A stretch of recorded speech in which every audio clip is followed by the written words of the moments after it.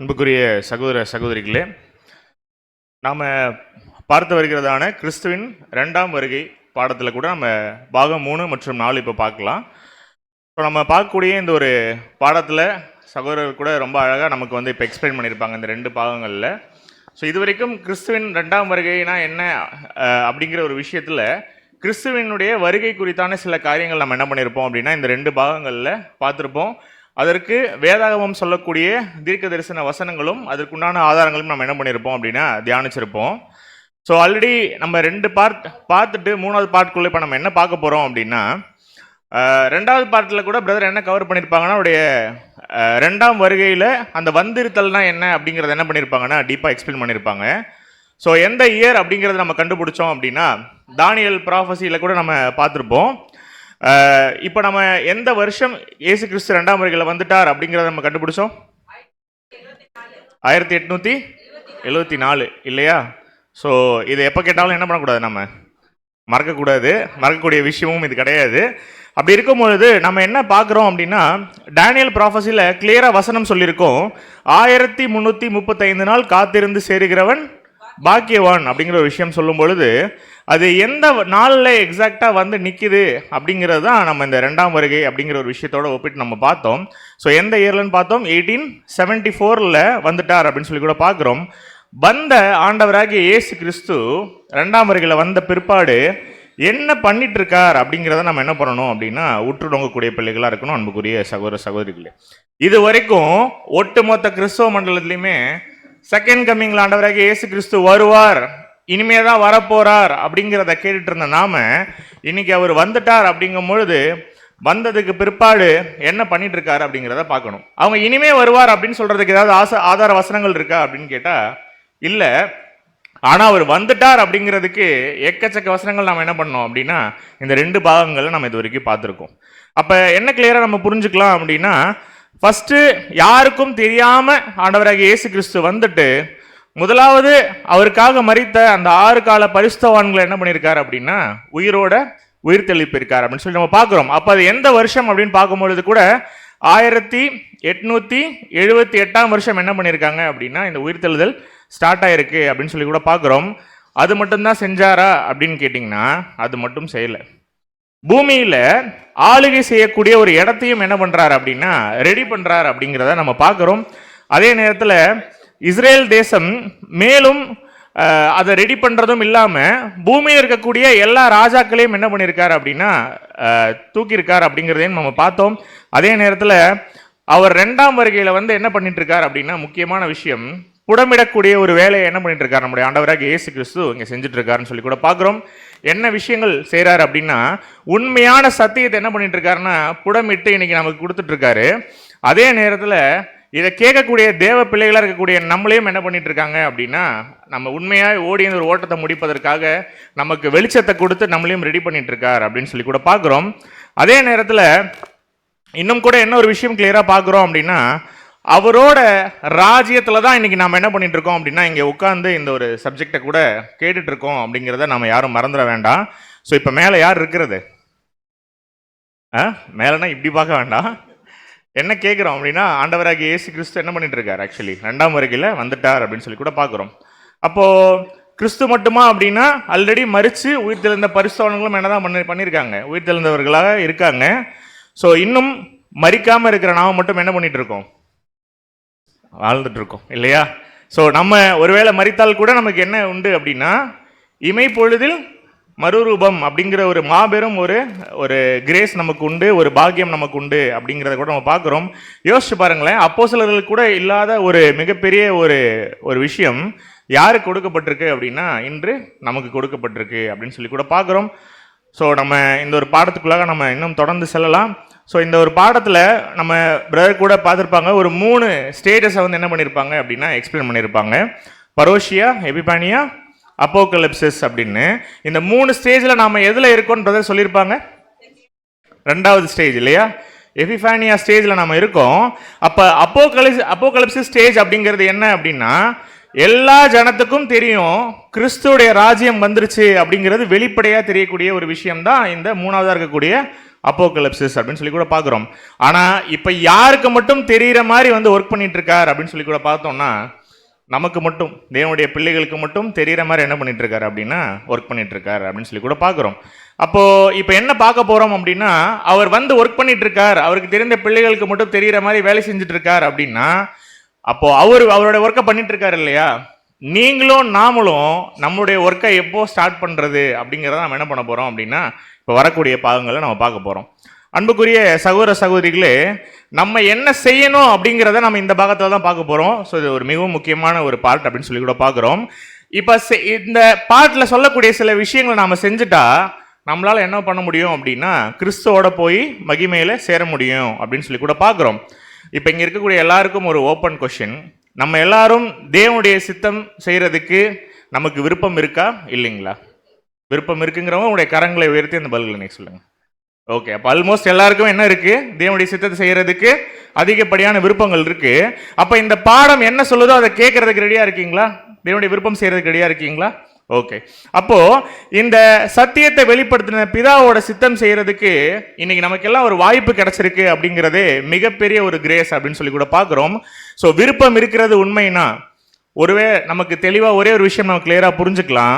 மத்தேயு 24ஆம் அதிகாரம் 3ஆம் வசனம் இயேசு கிறிஸ்துவனுடைய வருகையை பற்றி பேசக்கூடிய ஒரு விஷயத்தில் ரொம்ப அழகாக ஒரு வார்த்தை இருக்கும். உம்முடைய வருகைக்கும் உலகத்தின் முடிவுக்கும் அடையாளம் என்ன அப்படின்னு சொல்லும் பொழுது, இந்த இடத்துல வருகை அப்படிங்கிற அந்த வரக்கூடிய வார்த்தை இருக்கு இல்லையா, அது பரூஷியா அப்படிங்கிற வேர்டை குறிக்கிறது நம்ம கூட பார்த்தோம் இல்லையா? பரூஷியான்னு என்ன? பிரசன்ஸ் இல்லையா? வந்து இருத்தல் அப்படின்னு. வந்துட்டாரு, வேலையை ஸ்டார்ட் பண்ணிட்டாரு, ரெடியா இருக்காரு நம்ம எல்லாரையுமே எடுத்துக்கொள்வதற்கு அப்படின்னு பார்க்கும்பொழுது நம்ம அதான் பார்த்தோம், மரித்தால் இமைப்பொழுது நமக்கு என்ன மறுரூபமாகக்கூடிய ஒரு ஸ்லாக்கியம் இருக்குன்னு.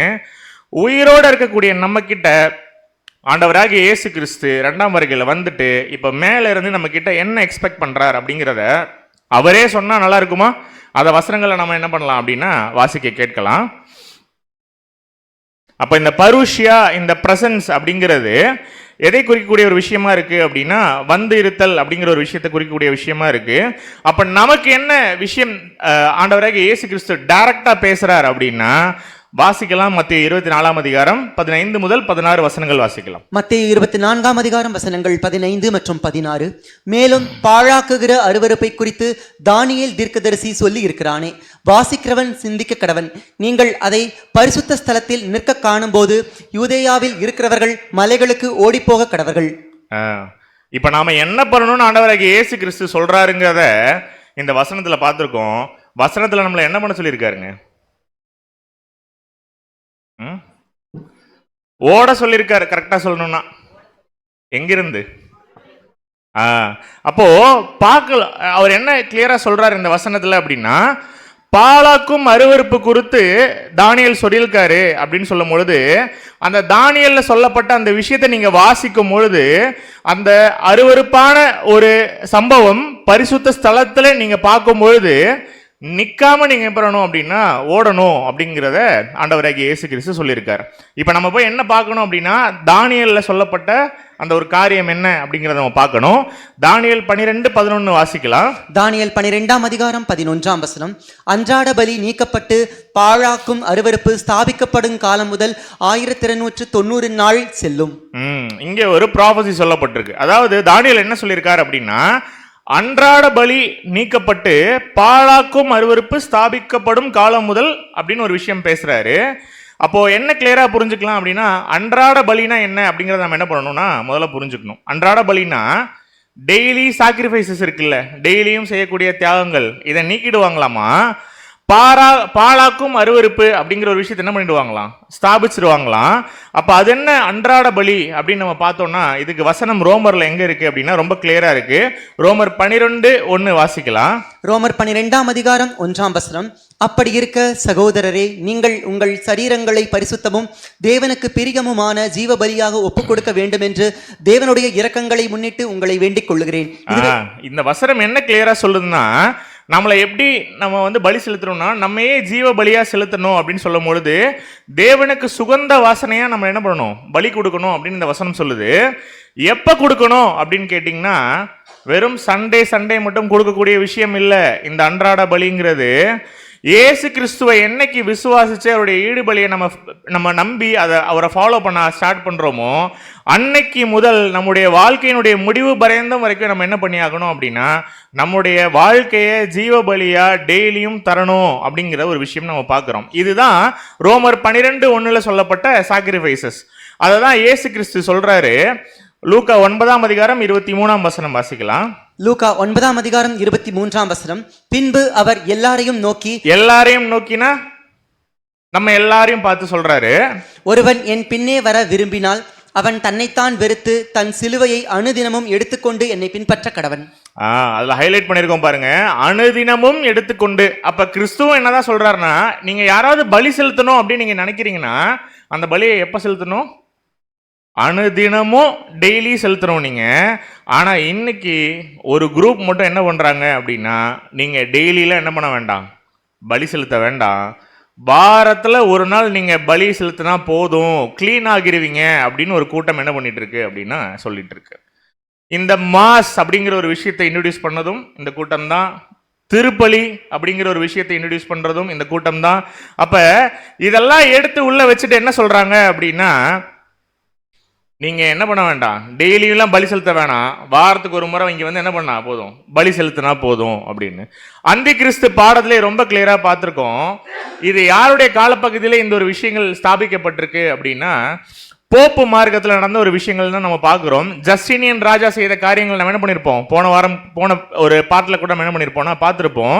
இந்த கிங் ஜஸ்டினியன் என்ன பண்றாரு அப்படின்னா, போப்புக்கு அதிகாரம் கொடுத்துருக்காரு. அதை கூட பிரதருடைய பாடத்தில் கவர் பண்ணியிருப்பாரு இல்லையா. பாண்டிஃபஸ் மேக்சிமஸ் அப்படிங்கிற அந்த ஒரு பட்டத்தை கொடுக்குறாரு.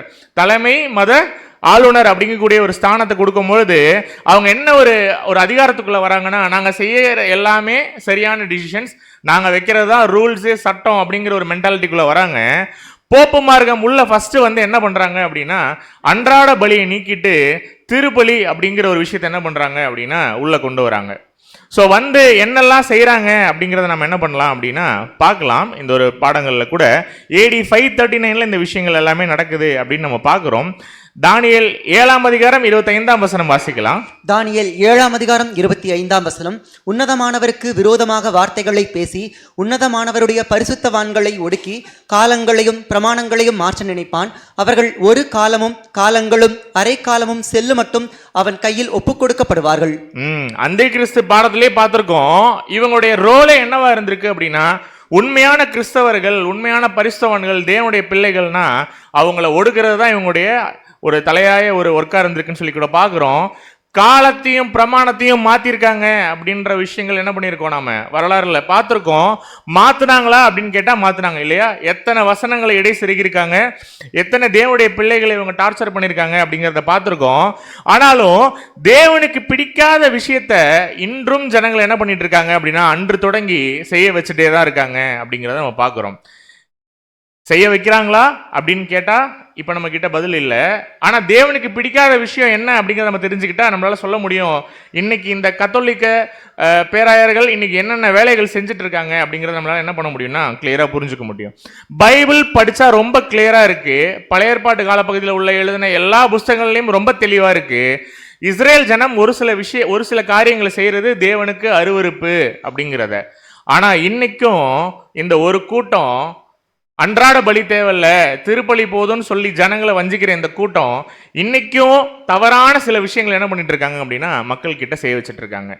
என்ன அப்படி இஸ்ரேல் ஜனங்க கிட்ட இருந்தது தேவனுக்கு மிகவும் பிடிக்காத ஒரு விஷயம் ஏதாவது ஐடியா இருக்குங்களா? விக்கிரக ஆராதனை. தேவன் எங்கேயாவது பைபிள்ல சப்போர்ட் பண்ணியிருக்காரா இதுக்கு? விக்கிரக ஆராதனை செய்யுங்க, அது சரின்னு இஸ்ரேல் ஜனங்க காலம் முதல்ல என்ன சொல்லிட்டு இருக்காரு அப்படின்னா இது தவறு அப்படின்னு சொல்லிட்டு இருக்கும் போது இன்னைக்கு போப்பு மார்க்கம் இதை செய்யறாங்களா இல்லைங்களா? அன்புக்குரிய சகோதர சகோதரிகளே, நாம சிந்திச்சு பார்க்கணும். விக்கிரக ஆராதனைங்கிற இந்த பிஹேவியர் டைரக்டா தேவனுக்கு பிடிக்கலங்கிறத வசனங்கள் என்ன பண்ணிருக்காரு எத்தனையோ இடங்கள்ல சொல்லியிருந்தாலும், ஆனாலும் இந்த போப்பு மார்க்கம் இன்னைக்கு என்ன பண்ணிட்டு இருக்காங்க, இந்த காரியங்களை செஞ்சுட்டு இருக்காங்க. இப்போ இந்த சிலை யாரோடது? இந்த இடத்துல போட்டோல இருக்கக்கூடிய இந்த சிலை மரியாளா கிடையாது, செமுராமிஸ். பாடங்கள்ல பார்த்துருக்கோம் இல்லையா. இந்த செமுராமிஸ் யாரோட ஒய்ஃப்? ஆக்சுவலி நிம்ரோத்தோட ஒய்ஃப் இல்லையா. அந்த அம்மா கையில என்ன இருக்கு அப்படின்னா பிக்சர்ஸ்ல பார்க்குறோம், கையில் ஒரு குழந்தை இருந்த மாதிரி ஒரு ஃபோட்டோஸ் இருக்கும் நிறைய. அப்போ செமராமிஸ் கையில் இருக்கக்கூடிய இந்த குழந்தை யாரு? இதை மேரினும் ஆண்டவராக இயேசு கிறிஸ்துவ இன்னைக்கு நம்பிட்டு இருக்காங்க இந்த கிறிஸ்துவ மண்டலத்தில். ஆனால் இருக்கிறது அந்த ஃபோட்டோவில் இருக்கிறது யாருன்னா செமராமிஸும், கையில் இருக்க அந்த குழந்தை யாரு? தம்மூசுன்னு நம்ம பார்த்துருக்கோம் இல்லையா பாடங்கள்ல. அப்போ அதை எடுத்துட்டு வந்துட்டு இது மேரினும் இது ஆண்டவராக இயேசு கிறிஸ்துவன்னு சொல்லிட்டு ஒரு தவறான ஒரு வழிபாட்டு முறைக்குள்ளேயும் ஒரு விக்கிர ஆராதனைக்குள்ளேயும் இன்னைக்கு யார் போயிட்டு இருக்கா அப்படின்னா இந்த கேத்தலிக்ஸ் போயிட்டு இருக்காங்க அப்படிங்கிறத நம்ம பார்க்குறோம். அதே நேரத்தில் மேரியின் மூலமாக இயேசு கிறிஸ்து கிட்ட போறேன் அப்படின்னு இன்னைக்கு யாராவது ப்ரேயர் பண்ணிட்டு இருக்காங்கன்னு வச்சுக்கோங்களேன், இப்படி ஒரு ஒர்ஷிப் பண்றக்கூடிய ஒரு ஹேபிட்ல இருக்காங்கன்னா இது கூட என்னதான் அப்படின்னு சொல்லி பார்த்தீங்கன்னா ஒரு டைரக்டான ஒரு சிலை வழிபாடு தான் அப்படின்னு சொல்லி கூட பார்க்குறோம். இந்த மாதிரியான காரியங்கள் தேவனுக்கு பிடிக்குமா அப்படின்னு கேட்டா இந்த பழக்கத்தை என்ன சொல்றாரு அப்படின்னா தேவன் அருவருப்பு அப்படின்னு சொல்றாரு. இது எங்க நடக்குது? இந்த பழக்கங்கள்லாம் எந்த டினாமினேஷன்ல நடக்குது? ரோமன் கேத்தலிக்ஸ்ல இல்லையா? மார்னிங் எத்தனை பேர் போயிட்டு வந்தோம்? போகலைங்க பிரதர், இப்பெல்லாம் நாங்கள் போகிறதே இல்லை அப்படின்னா தேவனுக்கு நன்றி. ஏன்னா வசனம் டைரக்டா சொல்லுது இதெல்லாம் தப்புன்னு. இதெல்லாம் தப்புன்னு தெரிஞ்சு நம்ம தெரியாம போயிருந்தா வேற, இதெல்லாம் நம்ம பார்க்க ஆரம்பிச்சிட்டோம் அந்தி கிறிஸ்து பாடங்கள்லயே. இன்னமும் நம்ம போய் அந்த இடத்துல ஒரு ஆளா உட்கார்ந்துட்டு இருக்கோம் அப்படின்னா தேவனே எரிச்சல் ஊட்டக்கூடிய ஒரு காரியங்களை நம்ம நம்முடைய வாழ்க்கையில செஞ்சுட்டு இருக்கோம் அப்படிங்கறத அர்த்தம். அதே நேரத்தில் இந்த பாழாக்கும் அருவருப்புன்னு இதெல்லாம் நான் சொல்லலை, பைபிள்ல தேவன் என்ன பண்ணியிருக்காரு வசனங்கள்ல டைரக்டாவே சொல்லியிருக்கார். அதே நேரத்தில் கேண்டில்ஸ் ஏற்றுவாங்க பார்த்துருக்கீங்களா கோயில்களில்? இதே வேறு மாத்திரம் பார்த்தீங்கன்னா ஹிந்துஸ் என்ன பண்ணுவாங்க? கற்பூரம் ஏற்றுறதுன்னு சொல்லுவாங்க, கேள்விப்பட்டிருக்கீங்களா? இன்னைக்கு பார்த்தீங்கன்னா கிறிஸ்டியன்ஸே தேங்காய் மேலே கற்பூரம் வச்சு என்ன பண்ணிட்டு இருக்காங்க? ஏற்றிட்டு இருக்காங்க. கேண்டில்லேருந்து அடுத்த வருஷம் என்ன ஆயிடுச்சு? அப்கிரேட் ஆகி போயாச்சு. அதே நேரத்தில் அவங்க மட்டும்தான் தேர் இழுக்கிறாங்களா? இன்னைக்கு நம்ம ஆளுங்க என்ன பண்ணுவாங்க? தேர் இழுக்கிறது, உடம்ப கீறிக்கிறது, இதெல்லாம் எங்க சொல்லப்பட்டிருக்கு வேதாகமத்தில் அப்படின்னு கேட்டிங்கன்னா பதில் இல்லை. ஆனால் அன்றாட பலியை நீக்கிட்டு இவங்க இந்த மாதிரியான பாழாக்கும் மறுவறுப்புகள் என்ன பண்ணிட்டு இருக்காங்க அப்படின்னா இன்னைக்கு ஸ்தாபிச்சுட்டு இருக்காங்க அப்படின்னு சொல்லி கூட பார்க்குறோம். அப்படி இருக்கும் பொழுது ஒட்டுமொத்த கத்தோலிக்க சபைகளுமே என்ன பண்றாங்க அப்படின்னா இந்த பாழாக்கும் மறுவறுப்பை இன்னைக்கு செஞ்சுட்டு இருக்காங்க பகிரங்கமா. அப்போ ஒருவேளை நாம இந்த மாதிரியான விஷயங்களை பார்க்குறோம் அப்படின்னா வசனம் என்ன சொல்லுதுன்னா இதை பார்க்கும் பொழுது நீங்கள் மலைகளுக்கு ஓடிப்போங்க அப்படின்னு சொல்லுது. யூதேயால இருக்கிற நீங்க நிக்காதீங்க, ஓடுங்க அப்படிங்கிறாரு வசனங்கள்ல. அப்போ மத்தேயு 24:15 வாசிச்சிடலாம். மத்தேயு 24:15 மேலும் பாழாக்குகிற அருவருப்பை குறித்து தானியேல் தீர்க்கதரிசி சொல்லி இருக்கிறானே, வாசிக்கிறவன் சிந்திக்க கடவன். நீங்கள் அதை பரிசுத்த ஸ்தலத்தில் நிற்க காணும் போது 16 யூதேயாவில் இருக்கிறவர்கள் மலைகளுக்கு ஓடிப்போக கடவர்கள். இதைதான் நம்ம பார்த்தோம், விக்கிரக ஆராதனை பாழாக்கும் அருவருப்புன்னு. ஆனா எல்லாரும் சொன்னீங்க ஒரு கோரஸா இதெல்லாம் ரோமன் கேத்தலிக்ஸ்ல இன்னைக்கு இருக்கு அப்படின்னு. இது வெறும் ரோமன் கேத்தலிக்ஸ்ல மட்டும்தான் இன்னைக்கு இருக்கா? அதான ஒரு கேள்வி. அங்க மட்டும் கிடையாது. ஆர்சியில நடக்கக்கூடிய எல்லா விஷயங்களும் தப்புன்னு சொல்லிட்டு ப்ரொட்டஸ்ட் பண்ணிட்டு வெளியில வந்த ப்ரொட்டஸ்டன்ஸ் இன்னைக்கு என்னதான் பண்ணிட்டு இருக்காங்க? இதே விஷயங்கள்ல தான் உள்ள இருக்காங்க இல்லைங்களே பிரதர்? அங்கெல்லாம் மேரியோட சிலைகளை நீங்க பார்க்க முடியாது, எங்களுடைய சர்ச்சில் நீங்க வேணா வந்து பாருங்க அப்படின்னா அங்க இந்த விக்கிரக ஆராதனை எப்படி இருக்கு அப்படிங்கறத நம்ம கிளியரா பார்க்கலாம் இல்லையா? சொரூபம் இல்லைங்க பிரதர், ஒரு 6 அடிக்கு ஒரு சிலுவை மட்டும் இருக்கும் அந்த ஹாலில் பெருசா. ஆனா என்ன சொல்லுவாங்க? நாங்க சொரூப வழிபாடுலாம் நாங்க என்ன பண்றது இல்ல அப்படின்னு. அதே நேரத்துல ஒரு படி மேல போய் அங்க ஒருத்தர் அங்க நின்று பிரேயர் அன்னைக்கு கண்டக்ட் பண்ணிட்டு இருப்பாரு இல்லையா, அவரையே பாஸ்டர்ஸே என்ன பண்றது இன்னைக்கு விக்கிரக ஆராதனை செய்யறது. விக்கிரக ஆராதனை இன்னைக்கு செய்யறாங்களா அப்படின்னா இன்னைக்கு இதுவும் இருக்கு, ப்ராட்டஸ்டன்ட்ஸ்லயும் இருக்கு. வசனங்கள்ல ஆண்டவர் இயேசு கிறிஸ்து இது தப்புன்னு சொல்லியிருக்காருங்க அப்படின்னு நம்ம எடுத்து சொன்னா கேட்கறது இல்லை, கேட்கக்கூடிய மனது இருக்கிறது இல்லை. எங்க பாஸ்டர் சொல்லியிருக்காருங்க, அவர் என்ன சொன்னாலும் என்னதான் இருக்கும், எப்பொழுதுமே கரெக்டாக தான் இருக்கும். யாரு? ஆண்டவராகிய இயேசு கிறிஸ்து என்ன சொல்லியிருக்காருன்னு நம்ம போய் சொன்னா அதை எடுத்து படிக்கிறது இல்லை. படிச்சாதானே தெரியும் என்ன பைபிள்ல போட்டிருக்குன்னு. ஆனா எங்க பாஸ்டர் சொன்னாரு பிரதர் அப்படின்றதுக்காக அதை பிளைண்டா நம்ம நம்புறது கண்டிப்பா தேவனுடைய பார்வையில இது விக்கிரக ஆராதனை தான் அப்படின்னு சொல்லி கூட பார்க்குறோம். அதே நேரத்தில் இன்னும் கூட என்ன பண்றாங்க அப்படின்னா இந்த மாதிரியான இடங்களுக்கு நம்ம போயிட்டு இதுல இங்க உட்காந்து நம்ம ஒருவேளை பிரேயரை கேட்டு நம்ம ஒருவேளை தேவனை துதிக்கலாம் அப்படின்னு நீங்க நினைச்சீங்கன்னா தேவனுடைய பார்வையில நாம இன்னுமே பாழாக்கும் மறுவறுப்புக்கு என்ன பண்ணிட்டு இருக்கோம்? உடன்பட்டு இருக்கோம் அப்படிங்கிறதா அர்த்தம்.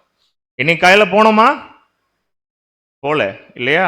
ஒருவேளை போயிருந்தோம் இந்த மாதிரியான காரியங்களை பார்க்குறோம் அப்படின்னா மலைகளுக்கு ஓடி போக கடவீர்கள். ஜீசஸ் டைரக்டா சொல்றாரு இல்லையா, வாசிக்கிறவன் சிந்திக்க கடவன் அப்படின்னு என்ன பண்ணிருக்கோம், வசனம் வந்து போட்டிருக்கோம். இன்னைக்கு நம்முடைய சிந்தனைகளுக்காக தேவன் என்ன பண்றாரு அப்படின்னா இந்த விஷயங்களை நம்ம கிட்ட டைரக்டா பேசிட்டு இருக்கார் அப்படின்னு. அப்போ அங்க நின்னா சண்டே போய் மார்னிங் உட்காந்தா அந்த அருவருப்புக்கு நாமளும் உட்பட்டவர்களா இருப்போம் அப்படிங்கிறத கிளியரா புரிஞ்சுக்கணும். அதே நேரத்துல ஒருவேளை நாம போய் அங்க ஏதாச்சும் ஃபேவர் பண்ணாலும் சரி நமக்கும் அதில் பங்கு உண்டு அப்படிங்கிறத புரிஞ்சுக்கணும். நிறைய பேர் சொல்லுவாங்க, பிரதர் நான் போறதெல்லாம் இல்லை பிரதர், ஜஸ்ட் பேமெண்ட் மட்டும் நான் அனுப்பிச்சு விட்டுறேன் கூகுள் பேல அப்படின்னு. தசமபாகம் பாடம் கேட்டாச்சு, சரினா என்ன தப்புனா என்னன்னு கேட்டாச்சு, நாம போய் அதை வணங்குறது இல்லையா, ஆனா அது ரன் ஆகுறதுக்கு என்ன பண்றாங்களாம், ஃபண்டிங் பண்றாங்களாம். நல்லா கிளியரா புரிஞ்சுக்கணும்.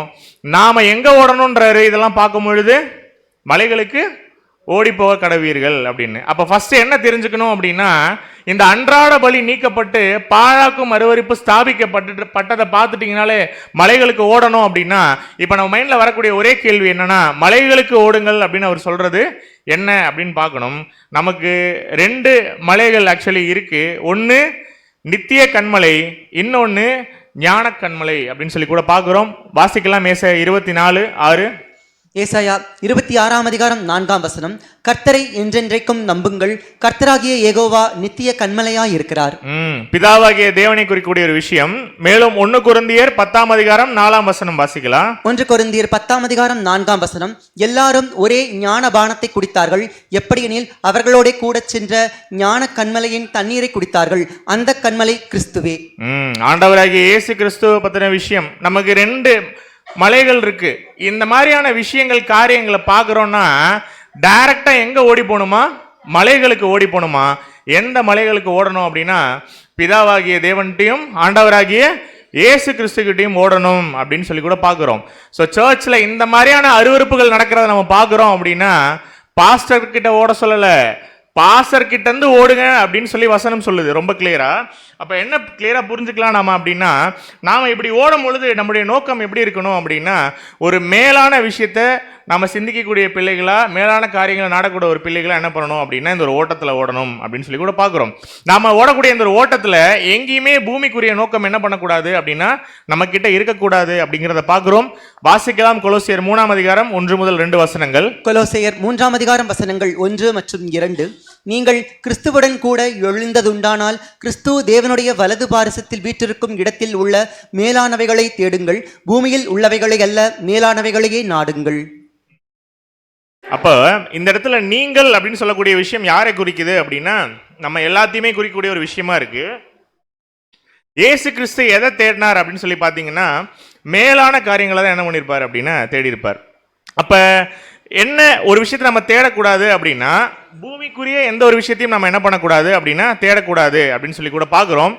இன்னைக்கு பூமிக்குரிய விஷயங்கள் நம்ம தேடிட்டு இருக்கோமா நாம போகக்கூடிய சபைகளில்? இல்லையா பிரதர்? அங்கதான் பிரதர் எனக்கு கலரே இருக்கு. இப்போ நான் அந்த சர்ச்சுக்கு போகலை, என்னோட சபைக்கு நான் போகலை அப்படின்னா கலரை இல்லையே எனக்கு, அந்த கவலை இருக்கா? அதிகமாக இருக்கு இல்லையா பிரதர்? இப்போதான் என் பையனுக்கு ஒரு அலையன்ஸ் பார்த்துட்டு இருக்கேன் நான். இந்த டைம்ல போயிட்டு பாலாக்கும் மறுவறுப்பு அங்கே நடக்குது, அங்கெல்லாம் போகாதீங்க மலைகளுக்கு ஓடுங்க அப்படின்னு சொன்னா என் பொண்ணுக்கு யார் பிரதர் கல்யாணம் பண்ணி வைப்பா? இதெல்லாம் வருது, வரக்கூடிய டாக்ஸ் இதெல்லாமே. பிரதர் ரெண்டாவது அங்கே போனேன்னா அங்கே போன என்னுடைய பாஸ்டர் வந்து ஒரு வேலை ஒன்று வாங்கி தரேன்னு சொல்லியிருக்காருங்க பிரதர். இதெல்லாம் பூமிக்குரிய விஷயங்கள். இந்த வாக்குத்தத்தம்லாம் எங்கே தான் கிடைக்கும்? இந்த மாதிரி சபைகளில் தான் கிடைக்கும். ஃபாரின் ஜாபு, ஆடி காரு இதெல்லாம் எங்கே கிடைக்காது? ஜிஜி பார்ட்டி ஹாலில் சாயங்காலம் நீங்கள் கேட்குற இடத்துல என்ன பண்ணாது? நிச்சயமா கிடைக்காது. ஆனால் இந்த பாழாக்கும் அருவருப்பு இருக்கக்கூடிய இந்த இடங்கள்ல இந்த மாதிரியான வாக்குத்தத்தங்கள் வருஷம் ஃபுல்லாக என்ன பண்ணும் அப்படின்னா கிடைக்கும். அதே நேரத்தில் சில நேரங்களில் எங்ககிட்ட வருத்தமாக இருக்குது இதெல்லாம் ஷேர் பண்ணும் பொழுது, பிரதர் எங்களுக்கு அங்கே மெம்பர்ஷிப் இருக்குது பிரதர் அப்படின்வாங்க. மெம்பர்ஷிப் வச்சு என்ன பண்ண போறீங்க, என்ன கிடைக்கும் உங்களுக்கு அப்படின்னு கேட்டால் அடுத்தது பதிலே இருக்காது. பிரதர் நான் அந்த சபையில் நான் மெம்பராக இருக்கேன்ல, அதுவே எவ்வளோ ஒரு கௌரவம் அப்படின்வாங்க. அதில் என்ன கௌரவம் இருக்குது ஆக்சுவலி? அது மனுஷன் கையால் கட்டின ஒரு பில்டிங்கு, அதில் நம்ம மெம்பராக இருக்கோம் அப்படிங்கிறதுல எந்த பெருமையும் நமக்கு கிடையாது. அதான் சொல்கிறாரு, இந்த மாதிரி பூமிக்குரிய விஷயத்துக்காக ஓடிட்டு இருக்கோம் அப்படின்னா ஒரு பிரயோஜனமும் இல்லை. ஸோ மேலானவைகளுக்காக நம்ம என்ன பண்ணணும் அப்படின்னா ஓடணும். அப்போஸ்தலனாகிய பவுல் ஓடினாரா? அவருடைய ஃபியூச்சரை பற்றி எங்கேயாவது கவலைப்பட்டாரா? நாளைக்கு நான் மரிச்சா என்ன ஆகும், எனக்கு கல்லறை எங்கே இருக்குது, என் பையனுக்கு கல்யாணம் ஆகுமா ஆகாதா, எனக்கு வேலை கிடைக்குமா கிடைக்காதா, இதெல்லாம் பவுல் யோசிச்சுட்டா ஓடிட்டு இருந்தாரு.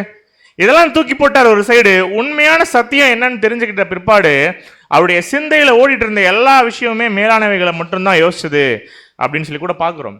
கிறிஸ்து 2ஆம் வருகையில வந்துட்டார் அப்படிங்கிறது உண்மைனா, இன்னும் கொஞ்ச நாள்ல அவர் சார்ஜ் எடுக்க போறார் அப்படிங்கிறதும் உண்மை. அவர் அப்படி சார்ஜ் எடுக்கிறதுக்கு முன்னாடி நம்ம என்ன பண்ணிக்கலாம் அப்படின்னா, நாம செய்யக்கூடிய தவறுகளை நம்ம என்ன பண்ணிக்கலாம் அப்படின்னா திருத்திக்கலாம். இப்ப என்ன பார்த்துட்டு இருக்கோம்? 2ஆம் வருகையில ஆண்டவராகிய இயேசு கிறிஸ்து வந்துட்டாரு. அவர் வேலையை செஞ்சுட்டு இருக்காரு. அப்படிங்கும் பொழுது நாம அவருடைய ராஜ்யத்துல, அவருடைய கிங்டம்ல நாம என்ன செஞ்சுட்டு இருக்கோம், என்ன செய்யணும் அப்படிங்கிறத நம்ம பார்த்துட்டு இருக்கோம். அதே நேரத்தில் அன்புக்குரிய சகோதர சகோதரிகளே, தேவனையும் கிறிஸ்துவையும் நோக்கி ஓடணும். இதெல்லாம் இன்னைக்கு பார்க்குறோமா அப்படின்னா, லிட்ரலாக இந்த விக்கிரக ஆராதனை, இன்னைக்கு நடக்கக்கூடிய சொரூப வழிபாடு, தனி மனித போற்றுதல், கட்டுக்கதைகளுக்கு சாய்ந்து போகக்கூடிய எல்லா விஷயங்களும் இன்னைக்கு நம்மளை சுற்றி சபைகள் என்னதான் ஆகிட்டு இருக்கு, நடந்துட்டு தான் இருக்கு. இதை பார்க்கும் பொழுது ஃபர்ஸ்ட் எங்கே ஓடணும் அப்படின்னா, ஆண்டவராகிய இயேசு கிறிஸ்துக்கிட்டையும் பிதாவாகிய தேவன்கிட்டையும் நம்ம என்ன பண்ணி ஆகணும் அப்படின்னா ஓடணும் அப்படின்னு. அதே நேரத்தில் ஊரில் ஒரு சிஸ்டர் வந்து கேட்குறாங்க, இந்த மாதிரி பாடம் எடுத்துகிட்டு இருக்கும் பொழுது, பிரதர் இன்னொரு 2 வாரம் டைம் தரீங்களா, நான் வந்து அந்த சபைக்கு நான் போகிறத நிப்பாட்டிடுறேன் அப்படின்னு. ஏன் என்னாச்சு, ஏன் 2 வாரம் அப்படின்னா, பையன் வந்து எக்ஸாம் இப்போ தான் அட்டன் பண்ணிட்டு இருக்கான், இந்த டைமில் போய் அவனை டிஸ்டர்ப் பண்ண வேணாமே நாங்கள் பார்க்குறோம் அப்படின்னு. என்னாச்சு, 12th எக்ஸாம் எழுதுறாரு அப்படின்னா, இல்லை 5th ஸ்டாண்டர்ட் எக்ஸாம் எழுதுறாரு அப்படின்னாங்க. அப்போ இதெல்லாம் ஒரு ரீசன். அவங்க வந்து ஒரு அங்கே போகிறத அதை நிப்பாட்டுறதுக்கு முடியல. சில நேரங்களில் ஏதோ ஒரு மாம்ச பிரகாரமான விஷயங்கள் தடுக்குது. ஆனால் அதை தடுக்கிறதுக்கு சில காரியங்கள் சொல்கிறது கூட தேவனுடைய பார்வையில் எப்படி இருக்காது அப்படின்னா, நியாயமான ஒரு விஷயமா இருக்காது அப்படின்னு சொல்லி கூட பார்க்குறோம். 1000 காரணங்கள் வச்சுருப்போம். பிரதர் எப்படி பிரதர் போகிறத அப்படியே நிப்பாட்ட முடியும்? எங்கள் ஃபேமிலி ஒரு ஜாயிண்ட் ஃபேமிலி தெரியுமா, நாங்கள் 30 பேர் வருவோம் அப்படின்வாங்க. தேவன் இந்த ஜாயிண்ட்டை நினச்சா பிரிக்கிறதுக்கு என்ன ஆகாது, ரொம்ப நேரம் ஆகாது. ஆனால் இந்த ஃபேமிலி போகுது, சொந்தக்காரங்க இருக்காங்க, தெரிஞ்சவர் என்னை கூப்பிட்டு போய் விட்டாரு, இந்த காரணங்களுக்காகலாம் நம்ம ஒருவேளை ஏதாவது ஒரு சபைகளுக்கு போயிட்டு இருக்கோம் அப்படின்னா, கண்டிப்பாக நம்ம டேஞ்சரில் இருக்கோம் அப்படிங்கிறத நம்ம உணரக்கூடிய பிள்ளைகளாக இருக்கணும். உண்மையான சத்தியம் இருக்கா, பிரச்சனை இல்லை. ஆனால் இன்னைக்கு இந்த பாழாக்கும் அருவருப்பு எங்கெல்லாம் இருக்கோ அந்த இடங்கள்ல உண்மையான சத்தியம் இருக்க வாய்ப்பு இருக்கா அப்படின்னு கேட்டிங்கன்னா, நிச்சயமாக கிடையாது அன்புக்குரிய சகோதர சகோதரிகளே. அப்போ என்ன கிளியராக நம்ம புரிஞ்சுக்கிறோன்னா, ஃபஸ்ட்டு நீங்கள் மலைகளுக்கு ஓடிப்போங்க அப்படின்னு சொன்னவர் அடுத்து அழகாக ரொம்ப ஒரு வார்னிங் கொடுக்குறாரு. நாம் என்ன செய்யணுங்கிறத இந்த வசனம் வச்சு நம்ம புரிஞ்சுக்கலாம், வாசிக்கலாம். மத்திய 24:20.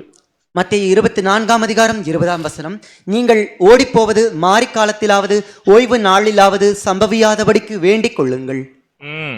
இந்த பாழாக்கும் அருவருப்பை நம்ம காலையில் போகக்கூடிய சபைகளில் ஒருவேளை நம்ம பார்த்துட்டோம் அப்படின்னா, பார்த்ததுக்கு பிற்பாடு எங்கே ஓடணும்னு சொல்றாரு, மலைகளுக்கு ஓடணும்னு சொல்லிட்டாரு. மலைகள் யாருன்னு பார்த்துட்டோம், பிதாவாகிய தேவனும் ஆண்டவராகிய இயேசு கிறிஸ்துவும்னு. இப்போ நீ காலையில் பார்த்துட்டு வந்தோமா அப்படின்னு எனக்கு தெரியல. ஆனால் ஒருவேளை இதை பார்த்துட்டு ஓடணும் அப்படிங்கும் போது, ஓடுற நீங்கள் எப்போ ஓடணும் அப்படிங்கிறத என்ன பண்ணுறாரு, அழகா வசனங்கள்ல சொல்கிறார். நீங்கள் ஓடணும்னு ஒருவேளை முடிவு பண்ணிட்டீங்க, இதெல்லாம் தப்பு பிரதர், இதெல்லாம் விட்டுட்டு நான் வரணும் அப்படின்னு நீங்கள் முடிவு பண்ணிட்டீங்க அப்படின்னா, மாறி காலத்திலாவது ஓய்வு நாளாவது சம்பவியாதபடிக்கு நீங்கள் என்ன பண்ணுங்க, வேண்டிக் கொள்ளுங்கள் அப்படின்னு சொல்கிறாரு. அப்போ நாம் இப்போ என்ன தெரிஞ்சுக்கணும் அப்படின்னா, மாறி காலம்னா என்ன, ஓய்வு காலம்னா என்ன அப்படிங்கிறத நம்ம தெரிஞ்சுக்கணும் இல்லையா. மாரிக்காலம் எதை குறிக்குது அப்படின்னா, வின்டர் சீசன். அதுக்கு முன்னாடி என்ன வரும், வின்டர் சீசனுக்கு முன்னாடி சம்மர் சீசன் இல்லையா, கோடை காலம் இல்லையா. அப்ப கோடை காலத்தில் என்ன செய்வாங்க, அறுவடை நடக்கும். யாருமே மாரி காலத்தில் என்ன பண்ண மாட்டாங்க அப்படின்னா, அறுவடை வேலைகள் செய்ய மாட்டாங்க. கோடை காலத்துல தான் இந்த அறுவடை நடக்கும் அப்படின்னு சொல்லி கூட பார்க்கும்பொழுது, மாரி காலத்தில் நீங்கள் என்ன பண்ணாதீங்க, ஓடாதீங்க அப்படிங்கிறாரு. அது அப்படின்னா என்ன சொல்ல வர்றாரு அப்படின்னா, கோடை காலத்திலே அறுவடை நடக்கும் பொழுது நீங்கள் என்ன பண்ணுங்க, நீங்கள் இதை துரிதமாக இதை நீங்கள் பார்க்கும் பொழுது ஓடிப்போங்க மலைகளுக்கு அப்படிங்கிறாரு. இப்போ அறுவடை நடக்கிறப்ப நம்ம ஓடிடணும் அப்படின்னா, இப்போ எத்தனாவது அறுவடை நடந்துட்டு இருக்கு, 3 அறுவடைகள் பாடம் கேட்டோமா? எக்ஸாக்ட்லி. இப்ப நடந்துட்டு இருக்கிறது 2ஆம் அறுவடை. இப்ப 2ஆம் அறுவடையில என்ன ப்ராசஸ் நடந்துட்டு இருக்கு அப்படின்னா, கோதுமையும் களைகளையும் 2ஐயும் என்ன பண்ணிட்டு இருக்கார் அப்படின்னா, ஆண்டவர் பிரிச்சுட்டு இருக்கார் அப்படின்னு சொல்லி கூட பார்க்கிறோம். களைகள் நாம அப்பப்ப அடிக்கடி போறனாலும் அப்பப்ப காலையில போறோம் இல்லையா அந்த இடம். அதே நேரத்தில் இந்த மாதிரியான இடங்கள் கலைகள் அப்படின்னா இன்னைக்கு நாம எங்க போகணும் அப்படின்னா நாம எங்க போனா கோதுமை மணிகளா மாறும்ன்ற நம்பிக்கை உங்களுக்கு வருதோ அந்த இடங்களுக்கு நாம போகணும். அன்புக்குரிய சகோதர சகோதரிகளே, கோதுமை அங்கிருந்து பிரித்து எடுக்கப்பட்டு அறுவடையிலேயே வெளியில வரணும். வந்தா அந்த ஹார்வெஸ்ட் என்ன அப்படின்னா சக்சஸ்ஃபுல்லான ஒரு ஹார்வெஸ்ட் அப்படின்னு நம்ம பார்க்குறோம். அப்போ பிரதர், நீங்கள் எடுக்கக்கூடிய பாடங்கள்லாம் ரொம்ப நல்லா இருக்கு. நீங்கள் எடுக்கக்கூடிய ஸ்லைட்ஸு, நீங்கள் வசனத்தை அந்த கோட் பண்ணக்கூடிய விதங்கள் எல்லாமே ரொம்ப நல்லா இருக்கு பிரதர். ஆனால் இன்னும் கொஞ்ச நாள் டைம் கொடுங்க, நாங்கள் எல்லாத்தையும் என்ன பண்ணிடுறோம் விட்டுட்டு கொஞ்சம் கொஞ்சமாக வெளியில் வந்துடுறோம் அப்படின்னா வசனம் ரொம்ப அழகாக சொல்லுது. நீங்கள் ஓடி போகும்போது மாரி காலத்தில் என்ன பண்ணிடாதீங்க, மாரி காலத்துலேயோ ஓய்வு காலத்துலேயோ நீங்கள் ஓடாதபடிக்கு பாருங்க. அப்படின்னா ஏன் இப்போவே டிசிஷன் எடுக்கணும் அப்படின்னா ஆண்டவராகிய இயேசு கிறிஸ்து 2ஆம் வருகையில் என்ன பண்ணிட்டாரு, வந்துட்டார். வந்துட்டு வெயிட் பண்ணிட்டு இருப்பாரா நாமெல்லாம் நம்முடைய ஓட்டத்தை முடிப்போம் பொறுமையாக சபையாகிடலாம் அப்படின்னு? யார் எலிஜிபிளாக ஓடுறாங்களோ அவங்களை என்ன பண்ணிடுவார், 1,44,000 பேரா கன்சிடர் பண்ணி அழகாக அவருடைய திட்டத்தை நிறைவேற்றிட்டு போயிட்டே இருப்பார் அப்படின்னு சொல்லி கூட பார்க்குறோம். ஆல்ரெடி நிறைய பேர் போயிட்டாங்களா? 6 கால சபைகளில் மரித்த பரிசுத்தவான்கள் உயிர் தெளிந்து போயாச்சா? அப்படி இருக்கும் பொழுது உங்களுக்காகவும் எனக்காகவும் ஆண்டவராகிய இயேசு கிறிஸ்து ஜிஜி பார்ட்டி ஹால்லே வெயிட் பண்ணிட்டு இருப்பாரா? இவங்க எல்லாருமே அவங்க பாழாக்கும் மறுவறுப்பை விட்டுட்டு நம்ம கிட்ட ஓடி வரட்டும், பொறுமையா இவங்களை கூட்டிட்டு போலாம் அப்படின்னு தேவன் நல்லா யோசிச்சு பாருங்க. அவருடைய கிராண்ட் பிளான்ல நமக்கெல்லாம் ஒரு ஆப்பர்ச்சுனிட்டி கொடுக்குறார் அப்படின்னா எந்த அளவுக்கு நம்ம உண்மை உள்ள பிள்ளைகளாக இந்த ஒரு ஓட்டத்தில் ஓடணும் அப்படின்னு. அப்ப நம்ம சொல்லுவாங்க இல்லையா, அண்ணன் நட போட்டு நடந்து வராங்க அப்படின்னு. அந்த மாதிரி நம்ம வரக்கூடாது. ஒரு ரன்னிங் ரேஸ்ல ஓடுறவங்க எப்படி ஓடுவாங்க, அந்த ஒரு ஃபர்ஸ்ட் பிரைஸை வாங்கணும் அப்படிங்கிற அந்த ஒரு லக்கோட ஓடுறவங்க எப்படி ஓடுவாங்க, ஒரு பக்தி வைராக்கியத்தோட ஓடுவாங்க தெரியுமா? அந்த மாதிரியோட நம்முடைய ஓட்டம் எப்படி இருக்கணும் அப்படின்னா துரிதமா இருக்கணும் அப்படின்னு சொல்லி கூட பார்க்குறோம். அவளை விட்டு வெளியே வா அப்படின்னு சொல்லிட்டா அதை 100% தேவன் சொன்ன வார்த்தைகளுக்கு என்ன பண்ணணும் அப்படின்னா கீழ்ப்படிஞ்சு அவளை விட்டு வெளியே வர்றதுக்கு மைண்டை பக்குவப்படுத்தணும் அப்படின்னு சொல்லி கூட பார்க்குறோம். அப்போ இந்த மாரி காலத்துக்கு முன்னாடி வரக்கூடிய விஷயம்தான் இந்த ஒரு கோடை காலம். கோடை காலங்களில் இந்த ஒரு அறுவடை இருக்கும் அப்படின்னு பார்க்கும்பொழுது கிளியராக புரிஞ்சுக்கலாம், நாம் இன்னைக்கு இருக்கக்கூடியது இந்த 2ஆம் அறுவடை. கோதுமை மணிகளாக மாற போகிறோமா இல்லை கழைகளாக சுட்டரிக்கப்பட போகிறோமா அப்படிங்கிற முடிவு தேவன் இன்னைக்கு யார் கையிலேயே விட்டுட்டார் அப்படின்னா நம்முடைய கைகளிலேயே விட்டுட்டார் அப்படின்னு சொல்லி கூட பார்க்குறோம். அதுக்கப்புறம் ஒரு பாட்டு ஒன்று பாடுவாங்க, வாசிங்க. எரேமியா 8ஆம் அதிகாரம் 20ஆம் வசனம். எரேமியா 8ஆம் அதிகாரம் 20ஆம் வசனம். அறுப்பு காலம் சென்றது, கோடை காலமும் முடிந்தது, நாமோ ரட்சிக்கப்படவில்லை. நல்லா இருக்கா பாட்டு? இந்த பாட்டு பாடுவாங்களாம் ஒரு கூட்டம். அறுப்பு காலம் சென்றது, கோடை காலமும் சென்றது, நாமோ ரட்சிக்கப்படவில்லை அப்படின்னு. எந்த கூட்டம் இந்த பாட்டை பாடம் தெரியுங்களா? கிடைக்கிற எல்லா வாய்ப்பையும் மிஸ் பண்ணிட்டு லத்தாஜிக்கா ஒரு வாழ்க்கை வாழக்கூடிய இந்த திரள் கூட்டம் செய்யக்கூடிய வேலை இது. அன்புக்குரிய சகோதர சகோதரிகளே, இந்த 2ஆம் அறுவடையில் நம்ம ஒழுங்காக கேரக்டர் காட்டி ஓடிட்டோம், கோதுமை ஆயிட்டோம் அப்படின்னா நாம் எல்லாம் சபை வகுப்பார். ஆனால் ஒருவேளை நம்ம ஓடுறதுக்கு முன்னாடியே இந்த அறுவடை முடிஞ்சிருச்சு அப்படின்னா நம்ம கிளியராக புரிஞ்சுக்கலாம், நாம் சபையாகிறதுக்கு என்னவே இல்லை, வாய்ப்பே கிடையாது, திரள் கூட்டம் அப்படிங்கிறத புரிஞ்சுக்கணும். அப்போ ஆசீர்வாதத்தை இழக்கிற மாதிரி ஆகிறோம் நாம் ஒருவேளை திருந்தாம ஓடிட்டு இருந்தா. அன்புக்குரிய சகோதர சகோதரிகளே, சத்தியத்துக்காக ஓடணும் அப்படின்னா கம்ப்ளீட்டா வசனம் சொல்ல காரியங்களுக்கு என்ன பண்ணணும் அப்படின்னா ஹோல் ஹார்ட்டடா என்ன பண்ணணும் அப்படின்னா அதற்கு கீழ்ப்படியக்கூடிய ஒரு பிள்ளைகளா நாம இருக்கணும். வாசிக்கலாம் நீதிமொழிகள் 10ஆம் அதிகாரம் 5ஆம் வசனம். நீதிமொழிகள் 10ஆம் அதிகாரம் 5ஆம் வசனம். கோடை காலத்தில் சேர்க்கிறவன் புத்தியுள்ள மகன், அறுப்பு காலத்தில் தூங்குகிறவனோ லட்சையை உண்டாக்குகிற மகன். நான் சொல்லல, வசனம் என்ன சொல்லுது? கோடை காலத்தில் சேர்க்கிறவன் புத்தியுள்ள மகன் இல்லையா? நாம ஒருவேளை புத்தியுள்ள மகனா இருக்கணும் அப்படின்னா இப்ப சப்ஜெக்ட் கேட்டிருக்கக்கூடிய இந்த டைம்லயே இப்ப ட்ரூத்தை கேட்டு இந்த காலப்பகுதியில நம்ம என்ன ஆகணும் அப்படின்னா கோதுமை மணியாக போகணும். ஸோ இந்த டைம்ல கீழ்ப்படிஞ்சா புத்தியுள்ள மகன். இந்த டைம்ல ஒருவேளை கேர்லெஸ்ஸா இருக்கும் அப்படின்னா நம்முடைய ஓட்டம், நம்முடைய வாய்ப்பு காலி அப்படிங்கிறத நம்ம கிளியரா புரிஞ்சுக்கணும். நீதிமொழிகள் 20:4 வாசிக்கலாம். நீதிமொழிகள் 20ஆம் அதிகாரம் 4ஆம் வசனம். சோம்பேறி குளிர்கிறதென்று உழமாட்டான், அறுப்பிலே பிச்சை கேட்டாலும் அவனுக்கு ஒன்றும் கிடையாது. வசனம் ரொம்ப அழகா சொல்லுது பாருங்க. அறுவடை காலம் ஓவர் அப்படின்னா அதுக்கப்புறம் இன்னைக்கு நம்ம கேட்டுட்டு இருக்கோம் இல்லையா, இந்த சத்தியம் நமக்கு எங்கேயுமே கிடைக்காது. அப்போ போயிட்டு யூடியூப் சேனலில் தேடி என்ன பண்ண வேண்டாம், இந்த கிளாஸ் எங்கே இருக்குது, அன்னைக்கு நம்ம ஒரு நாள் கேட்டோமே, இதனுடைய பாடங்களை நம்ம பார்க்கலாமே அப்படின்னு அலைஞ்சு திரியிறோம்னா இது அப்போ கிடைக்காது. ஓடி வரணும் அப்படின்னு சொல்லும் பொழுது அந்த டைம்ல ஓடி வந்துட்டா பிரச்சனை கிடையாது. ஆனா ஒருவேளை மாறி காலத்துல போய் மாட்டிக்கிட்டோம்னு வச்சுக்கோங்களேன், நம்மளால இந்த ட்ரூத்ல ஓட முடியாது.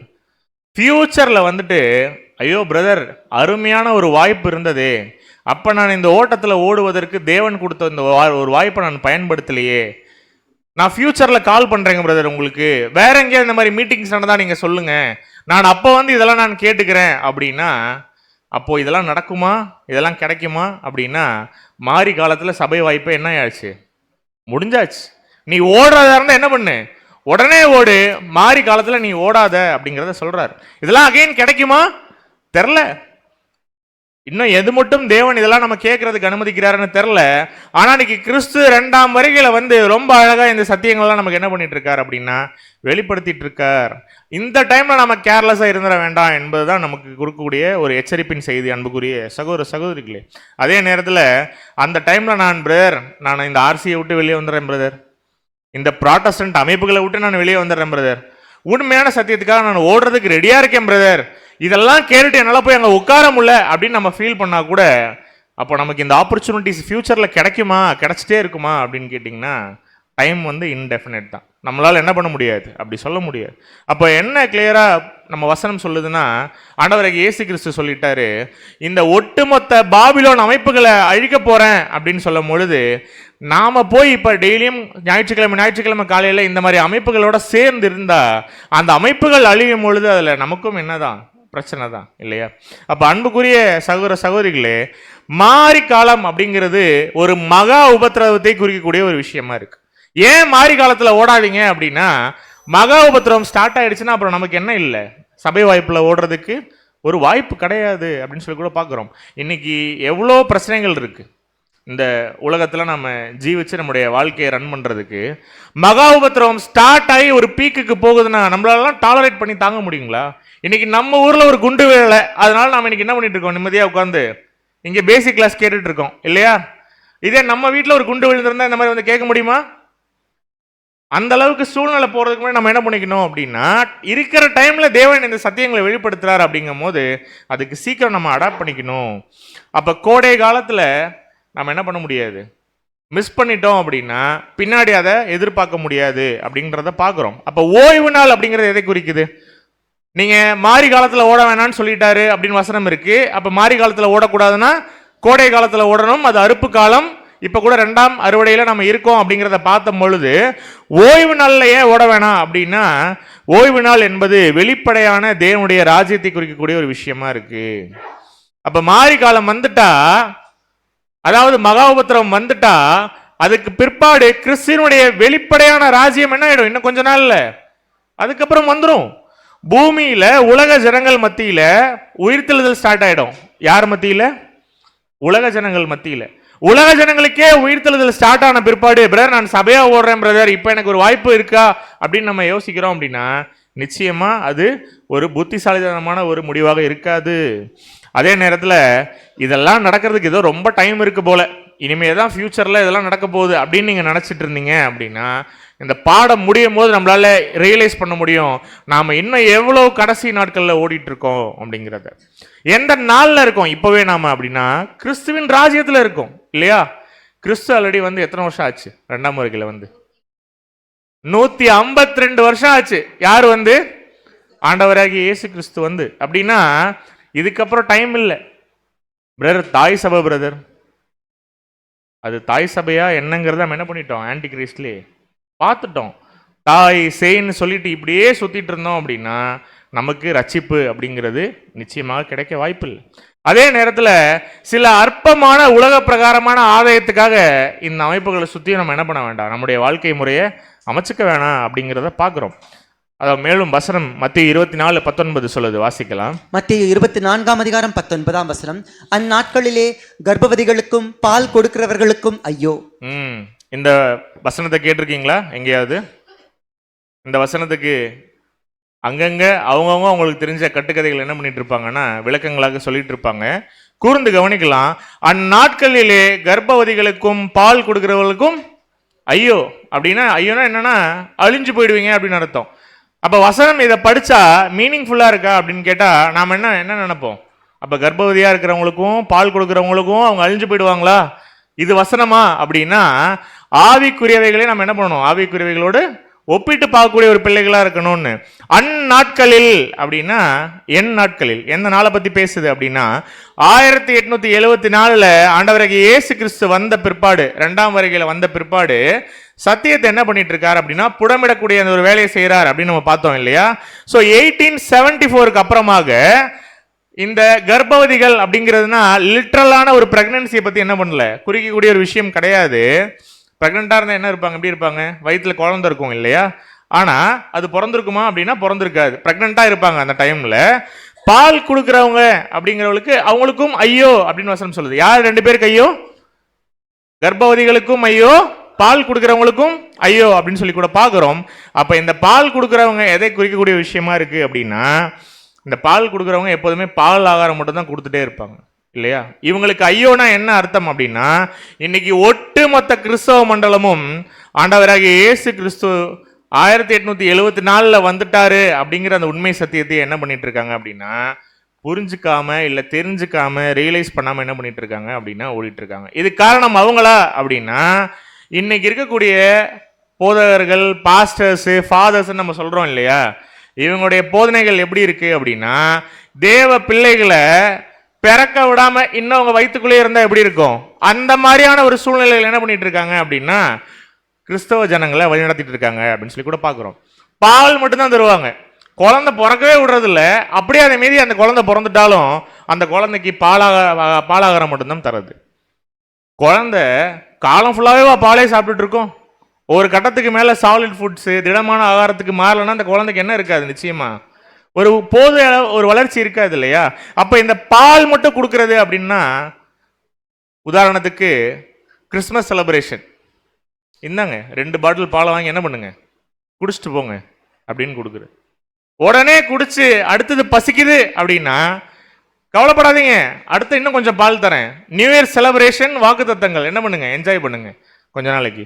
அது முடிஞ்சிருச்சா, அடுத்தது குட் ஃப்ரைடே, ஈஸ்டர், இப்படின்னு இந்த கிறிஸ்தவ மண்டலத்தில் இருக்கக்கூடிய தேவனுடைய பிள்ளைகளுக்கு ஒரு ஸ்ட்ராங்கான ஃபீடிங் என்ன பண்றது இல்லை அப்படின்னா கொடுக்கறதே கிடையாது. இப்படி பால் மட்டும் குடிச்சிட்டு இருக்கிறது அப்படிங்கிறத நல்லா பார்க்கணும் நம்ம கிளியரா. இந்த மாதிரியான ஒரு பொய்யான வாக்குத்தத்தங்களையும் பொய்யான தேவனுடைய வார்த்தைகளை சொல்லாம அவங்க சொல்லக்கூடிய கட்டுக்கதைகளையும் கேட்டு வளரக்கூடிய குழந்தை ஆரோக்கியமா வளருமா அப்படின்னு கேட்டிங்கன்னா நிச்சயமாக வளராது. இங்க இந்த ஈவினிங் கிளாஸுக்கு வந்து ஏறக்குறைய ஒரு 25லேருந்து ஒரு 30 பாடங்கள் கேட்டிருப்போமா இது வரைக்கும்? எத்தனை கிளாஸ் வந்திருக்கும் இது வரைக்கும்? 33. சரி, ஓகே, அப்ராக்சிமேட்டா ஒரு 30 பாடங்கள் மேல கேட்டாச்சு இல்லையா? வெறும் பாலாகாரமே கொடுக்கப்படுதா? வேதாகமத்தை முறையாக கற்பது எப்படி அப்படின்னு பாடம் ஆரம்பிச்சிருப்போம் இல்லையா? பைபிளை எப்படி கிளியரா படிச்சு தெரிஞ்சுக்கிறது அப்படின்னு அதையே 30 கிளாஸுக்கு எடுத்துட்டு இருந்தா நீங்க எல்லாம் வந்திருப்பீங்களா? அப்ப இவ்வளோ பிரச்சனைகள் நம்முடைய சுற்றத்துல இருந்தாலும் சாயங்காலம் இந்த இடத்துல வந்து உட்கார்ந்து இந்த கிளாஸை கேட்கணும் அப்படின்னு மைண்டு தோணுதுன்னா இதுல ஏதோ உங்களுக்கு ஒரு ஆதாயம் இருக்கு, இதுல ஏதோ உங்களுக்கு ஒரு சத்தியம் புரியுது, அது உங்களுக்கு பிடிச்சிருக்கு அப்படிங்கிற ஒரு விஷயம் தானே. அப்ப எத்தனை நாளைக்கு என்டர்டெயின்டா வச்சுக்க முடியும் இந்த கிறிஸ்தவ மண்டல இருக்கக்கூடிய ஜனங்களை உண்மையான சத்தியத்தை சொல்லாம? நரகம்னா என்னன்னு சொல்றது இல்ல, திருத்துவம் அந்த வார்த்தையே பைபிள்ல இல்ல, ஆத்மா சாகுமா சாகாதா அப்படின்னா ஆத்மா சாகாது அப்படின்னு சொல்லி ஒரு நிலைப்பாடை கொண்டு வந்து இன்னைக்கு ஒட்டுமொத்த கிறிஸ்தவ ஜனங்களுக்குமே பாலாகாரத்தை மட்டும் கொடுத்துட்டு இருக்கிறவங்களுக்கு வசனம் சொல்லுது ஐயோ அப்படின்னு சொல்லுது. அப்ப இஸ்ரேல் ப்ராஃபசி அப்படிங்கிற இந்த ஒரு விஷயம் நல்லா நீங்க யோசிச்சு பார்க்கணும். நாம இந்த அடிப்படை வேதாம வகுப்புகள் ஆரம்பிக்கும் பொழுதே என்ன டைட்டில் போட்டு ஆரம்பிச்சோன்னு யாருக்காவது ஞாபகம் இருக்குங்களா? அது வசனம், இஸ்ரேலும் கடைசி கால தீர்க்க தரிசனங்களும். கரெக்டா? ஆனா இந்த இஸ்ரேல் தீர்க்க தரிசனம் இந்த பாடங்கள்லாம் மோர் தென் 20 இயர்ஸா கேட்டுட்டு இருக்கோம் எங்களுக்கு நினைவு தெரிஞ்சு. இன்னைக்கு உங்களுக்கு எப்படி இருக்கும் நமக்கு கேட்கும் பொழுது, ஆமா இஸ்ரேல் ப்ராபசியில பார்த்தது எல்லாமே நடக்குது அப்படிங்கும் போது ஆச்சரியமா இருக்குல்ல. 20 வருஷத்துக்கு முன்னாடி நமக்கு தெரிஞ்ச உச்சபட்ச வாரே என்னன்னா, தமிழன்ஸ் பொறுத்த வரைக்கும் தமிழ் ஈழ படுகொலை நடந்ததா, போர் நடந்ததா, ஸ்ரீலங்காவில் நடந்ததா, அதுதான் நமக்கு தெரிஞ்ச வார் இல்லையா? இங்க இருக்கக்கூடியவங்களுக்கு பழைய ஜெனரேஷன்ஸ் பார்த்துருப்பாங்க ஃப்ரீடம் ஃபைட்டிங்லாம். ஆனா 20 வருஷத்துக்கு முன்னாடியே இஸ்ரேல் இதெல்லாம் நடக்கும் அப்படின்னு இந்த சத்தியம் சொல்லிருச்சு அப்படிங்கும் போது 20 வருஷமா இதை கண் கூட பார்த்துருக்கக்கூடிய நமக்கு விசுவாசம் எந்த அளவுக்கு பெருகி இருக்குங்கிறத யோசிச்சு பாருங்க. நாங்களா டைட்டில் வச்சோம், ரேண்டமாவா டைட்டில் வச்சோம், இஸ்ரேலும் கடைசி கால தீர்க்க தரிசனங்களும்னு. அன்னைக்கு இது வெறும் பாலஸ்தீன ஜனங்களுக்கும் இஸ்ரேலுக்கும் நடக்கக்கூடிய பிரச்சனையா இருந்திருக்கலாம். ஆனா ப்ராஃபஸி என்ன சொல்லுதுங்கிறத இன்னைக்கு கண் கூட நம்ம என்ன பண்ணிட்டு இருக்கோம், ஒட்டுமொத்த உலக ஜனங்களும் பார்க்கும் பொழுது ஏன் இது இஸ்ரேலுக்கு நடக்குது அப்படிங்கிறத சொல்லக்கூடிய உண்மையான சத்தியம் யாருக்கிட்ட இருக்கு அப்படின்னா நம்ம கிட்ட மட்டும்தான் இருக்கு. இதனுடைய விளக்கங்கள் இன்னைக்கு யார் சொல்றது இல்லை அப்படின்னா இந்த ரோமன் கத்தலிக்ஸும் இன்னைக்கு நாம போகக்கூடிய அந்த ஒரு ப்ராட்டஸ்டன்ட் அமைப்புகளும் தேவனுடைய சத்தியங்களை வார்த்தைகளை கிளியராக தரம் பிரித்து என்ன பண்ணுறது இல்லை அப்படின்னா கொடுக்கறது இல்லை. அதே நேரத்தில் நல்லா யோசிச்சு பாருங்க அன்புக்குரிய சகோதர சகோதரிகளே, இவ்வளோ விஷயத்தையும் தெரிஞ்சுக்கிட்டு நாம் திரும்பியும் போய் அங்கே உட்கார்ந்து அவங்க செய்யக்கூடிய அந்த ஒரு காரியங்களுக்கு உடன்படக்கூடிய ஒரு மனசு இருக்குமா நமக்கு? யோசிச்சு பாருங்க. ஒரு திருப்தியே வராது. நீங்கள் போய் ப்ரேயருக்கு உட்காந்து நீங்கள் வேணால் கேட்டு பாருங்க, இந்த மாதிரி ஸ்ட்ராங்கான ஃபீடிங் கொடுக்க முடியல அப்படின்னா கண்டிப்பாக அது போர் அடிக்கும் என்றைக்குமே. அன்புக்குரிய சகோதர சகோதரிகளே, வாசிக்கலாம் எபிரேயர் 5:12. எபிரேயர் 5:12. காலத்தை பார்த்தால் போதகராய் இருக்க வேண்டிய உங்களுக்கு தேவனுடைய வாக்கியங்களின் மூல உபதேசங்களை மறுபடியும் உபதேசிக்க வேண்டியதாய் இருக்கிறது. நீங்கள் பலமான ஆகாரத்தை அல்ல பாலை உண்ணத்தக்கவர்கள் ஆனீர்கள். இதுதான் வசனம் சொல்லுது. காலத்தை பார்த்தால் போதகராய் இருக்க வேண்டிய உங்களுக்கு தேவனுடைய வாக்கியங்களின் மூல உபதேசங்களை மறுபடியும் உபதேசிக்க வேண்டியதா இருக்கு. யாருக்கு? போதிக்கிறவங்களுக்கு. ஏன்? டைமை பார்த்தா ஆண்டவராக இயேசு கிறிஸ்து 2ஆம் வருகையில் வந்துட்டாரு. ஆனா சபைகள் இன்னும் பாலை எடுத்து கொடுத்துட்டு இருக்கு. பின்னாடி ஃபியூச்சர்ல அவர் 2ஆம் வருகையில் வந்து இந்த வாரம் ஸ்டாப் பண்ணிடுவாருன்னு. ஆனா அவர் வந்து ராஜாக்களை வெட்டிட்டு இருக்காரு அப்படிங்கிறது வசனம் எங்க இருக்கு? நமக்கு டைரக்டா கிளியரா சொல்லப்பட்டாச்சு இல்லையா? இன்னைக்கு கிறிஸ்தவ ஜனங்களே கிறிஸ்தவ மண்டலங்களே என்னங்க பிரேயர்ல வச்சுட்டு இருக்காங்க? 2ஆம் வருகையில் கிறிஸ்து வந்துட்டா என்ன பண்ணிடுவாரு? இது எல்லாத்தையும் நிப்பாட்டிடுவாரு அப்படின்னு. அவருடைய வேலை அதுவா? அவருடைய ரோல் என்ன? ரொம்ப அழகாக நம்ம பார்க்குறோம் இல்லையா பாடங்கள்ல. அப்போ கிளியராக புரிஞ்சுக்கணும் அன்புக்குரிய சகோதர சகோதரிகளே. மேலும் என்ன செய்யணும் இதெல்லாம் பார்க்கும் பொழுது மத்தேயு ரொம்ப அழகாக இந்த விஷயங்கள் கவர் பண்ணுறாங்க. மத்தேயு 24:17 வாசிக்கலாம். மத்தேயு 24:17. வீட்டின் மேல் இருக்கிறவன் தன் வீட்டிலே எதையாகிலும் எடுப்பதற்கு இறங்காதிருக்க கடவன். புரியுதுங்களா வசனம்? யாராவது உங்களை கூப்பிட்டு ஏதோ ஒரு பைபிளில் வசனம் எடுத்து அதுக்கு விளக்கம் சொல்லுங்க அப்படின்னு நீங்கள் பைபிள் திறக்கும் போது டக்குன்னு இந்த வசனம் வந்துருச்சு அப்படின்னா என்ன விளக்கங்கள் நம்ம சொல்லுவோம்? வீட்டின் மேல் இருக்கிறவன் தன் வீட்டிலே எதையாகிலும் எடுப்பதற்கு இறங்காதிருக்க கடவன்.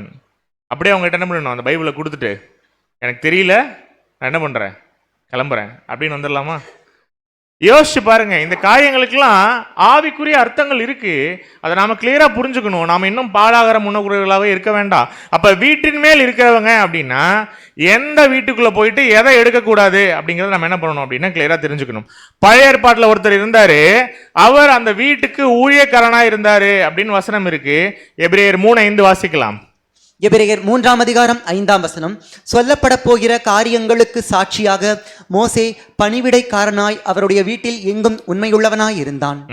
மோசஸ் பழைய ஏற்பாட்டு கால பகுதியில் பைபிள்ல சொல்லப்பட்ட விஷயம். அவர் ஒரு வீட்டுக்கு எப்படி இருந்திருக்காராம்? பணிவிடைக்காரனாக இருந்திருக்காராம்.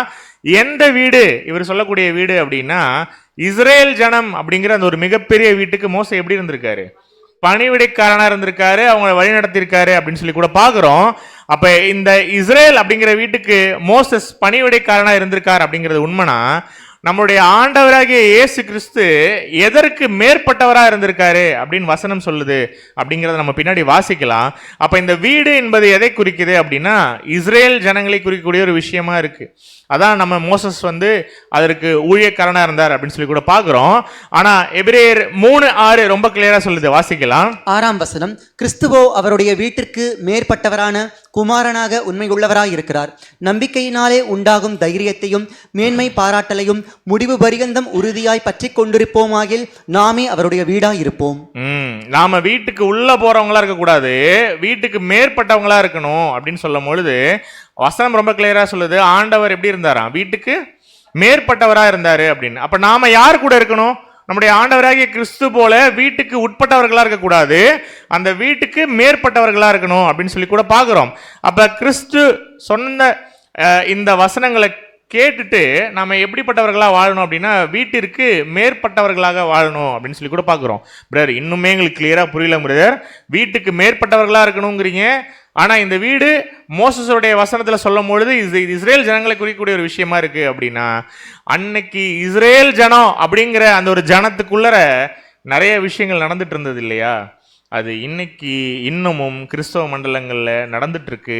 அதற்கு நாம உட்படாமல் கிறிஸ்து எப்படி அந்த வீட்டுக்கு மேற்பட்டவரா இருந்தாரோ அது போல நாமளும் அந்த வீட்டுக்கு மேற்பட்டவரா இருக்கணும். அப்படின்னா அன்னைக்கு இஸ்ரேல் ஜனத்துக்குள்ள என்ன நடந்துட்டு இருந்ததோ இன்னைக்கு அது கிறிஸ்தவ மண்டலத்துல நடந்துட்டு இருக்கு அப்படிங்கிறாரு.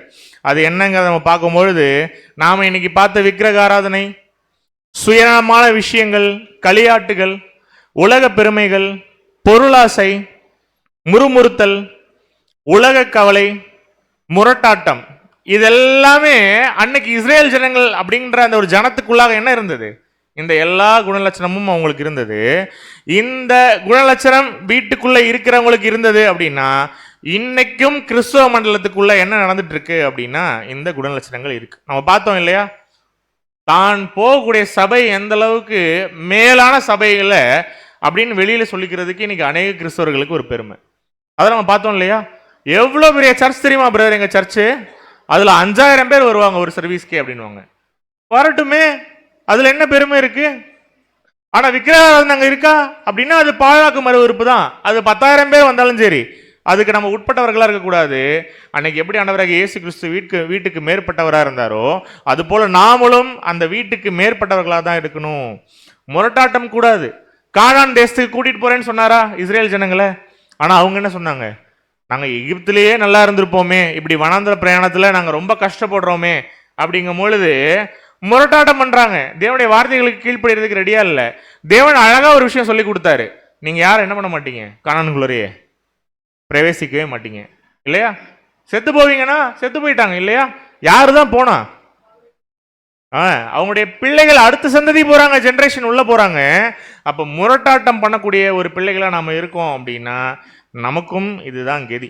அப்ப கிளியரா நம்ம புரிஞ்சுக்கலாம். இன்னைக்கு நம்மளையும் கூப்பிட்டு இந்த ஜிஜி பார்ட்டி ஹாலில் நமக்கு ஒரு வாய்ப்பை கொடுத்து உட்கார வச்சு பரம கானானுக்கு போறதுக்கு எப்படி ஒரு வழி, என்ன ஒரு ரூட்டு அப்படிங்கிறத தேவன் நமக்கு இன்னைக்கு சொல்லி கொடுத்துட்டு இருக்காரு. அப்படின்னா நாம இன்னைக்கு டிசைட் பண்ணலாம், நாம வீட்டுக்கு உள்ள போறோமா இல்ல வீட்டுக்கு மேற்பட்டு ஆண்டவராக இயேசு கிறிஸ்துவை ஃபாலோ பண்ணிட்டு அப்படி ஒரு வாழ்க்கையை நம்ம வாழ போறோமா அப்படிங்கிறத நம்ம புரிஞ்சுக்கணும்.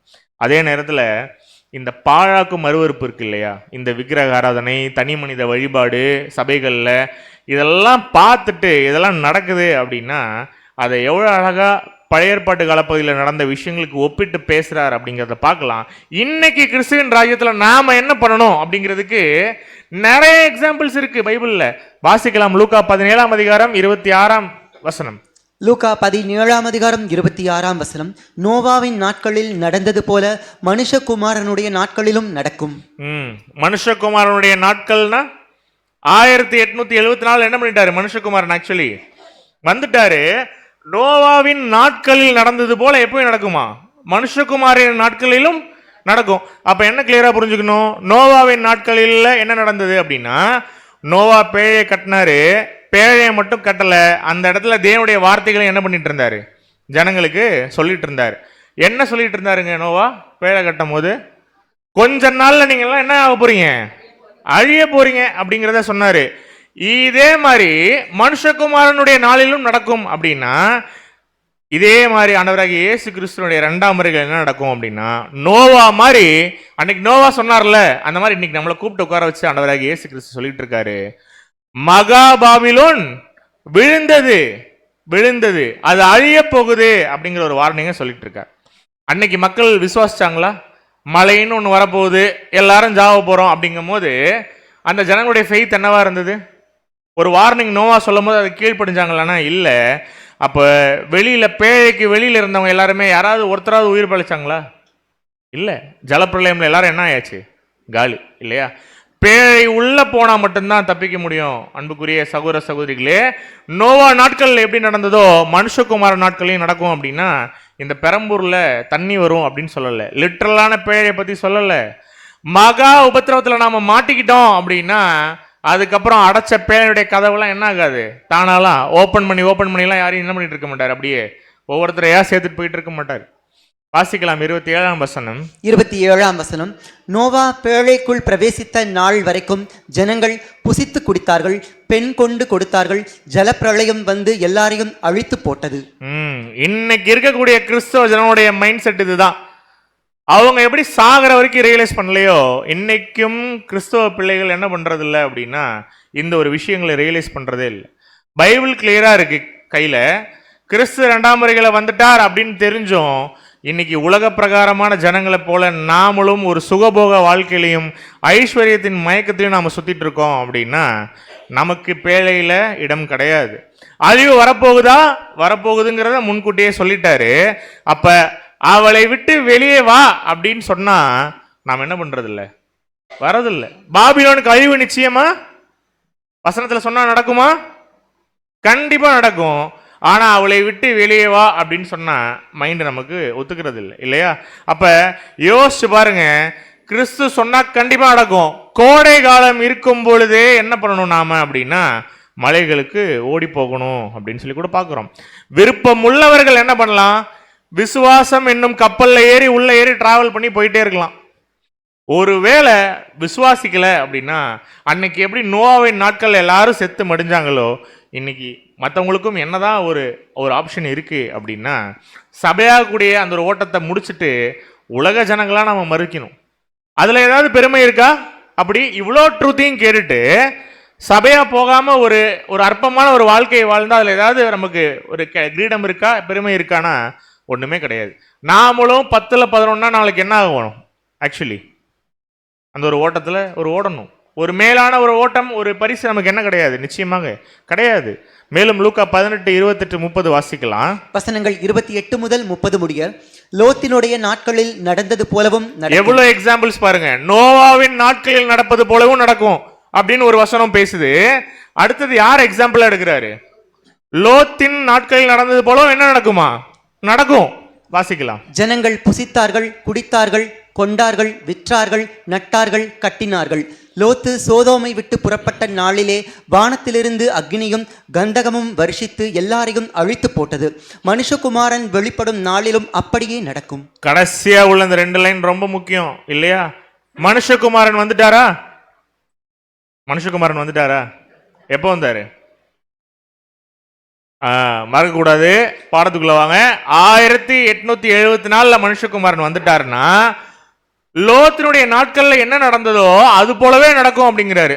சோதோம் கொமாராவை விட்டு வெளியே வரணும் அப்படின்னு தேவன் என்ன பண்றாரு? தரன்னு லோத்தோட ஃபேமிலியை கூட்டிட்டு வெளியில இழுத்துட்டு வந்தா ஒரு அம்மாவுக்கு மட்டும் அங்க ஒரு வித்தியாசமான ஒரு ஆசை இருந்தது. என்ன ஆசை? நம்ம இத்தனை நாள் சுகபோகமா இருந்த இடம் எப்படி இருக்கு, ஒரு டைம் சும்மா பார்ப்போமே அப்படின்னு லைட்டா அந்த அம்மா தலையை திருப்பி பார்த்தது. யோசிச்சு பாருங்க, திருப்பி பார்த்ததுக்கு என்ன பனிஷ்மெண்ட் அப்படின்னா உப்புத்தூண். சோதோம் குமாராவை அழிக்க போறேன் அப்படின்னு சொன்ன பிற்பாடு அதை விட்டு வெளியில வர்றதுக்கு ஒரு பிளானையும் கொடுத்த தேவன் காப்பாற்ற மாட்டாரா?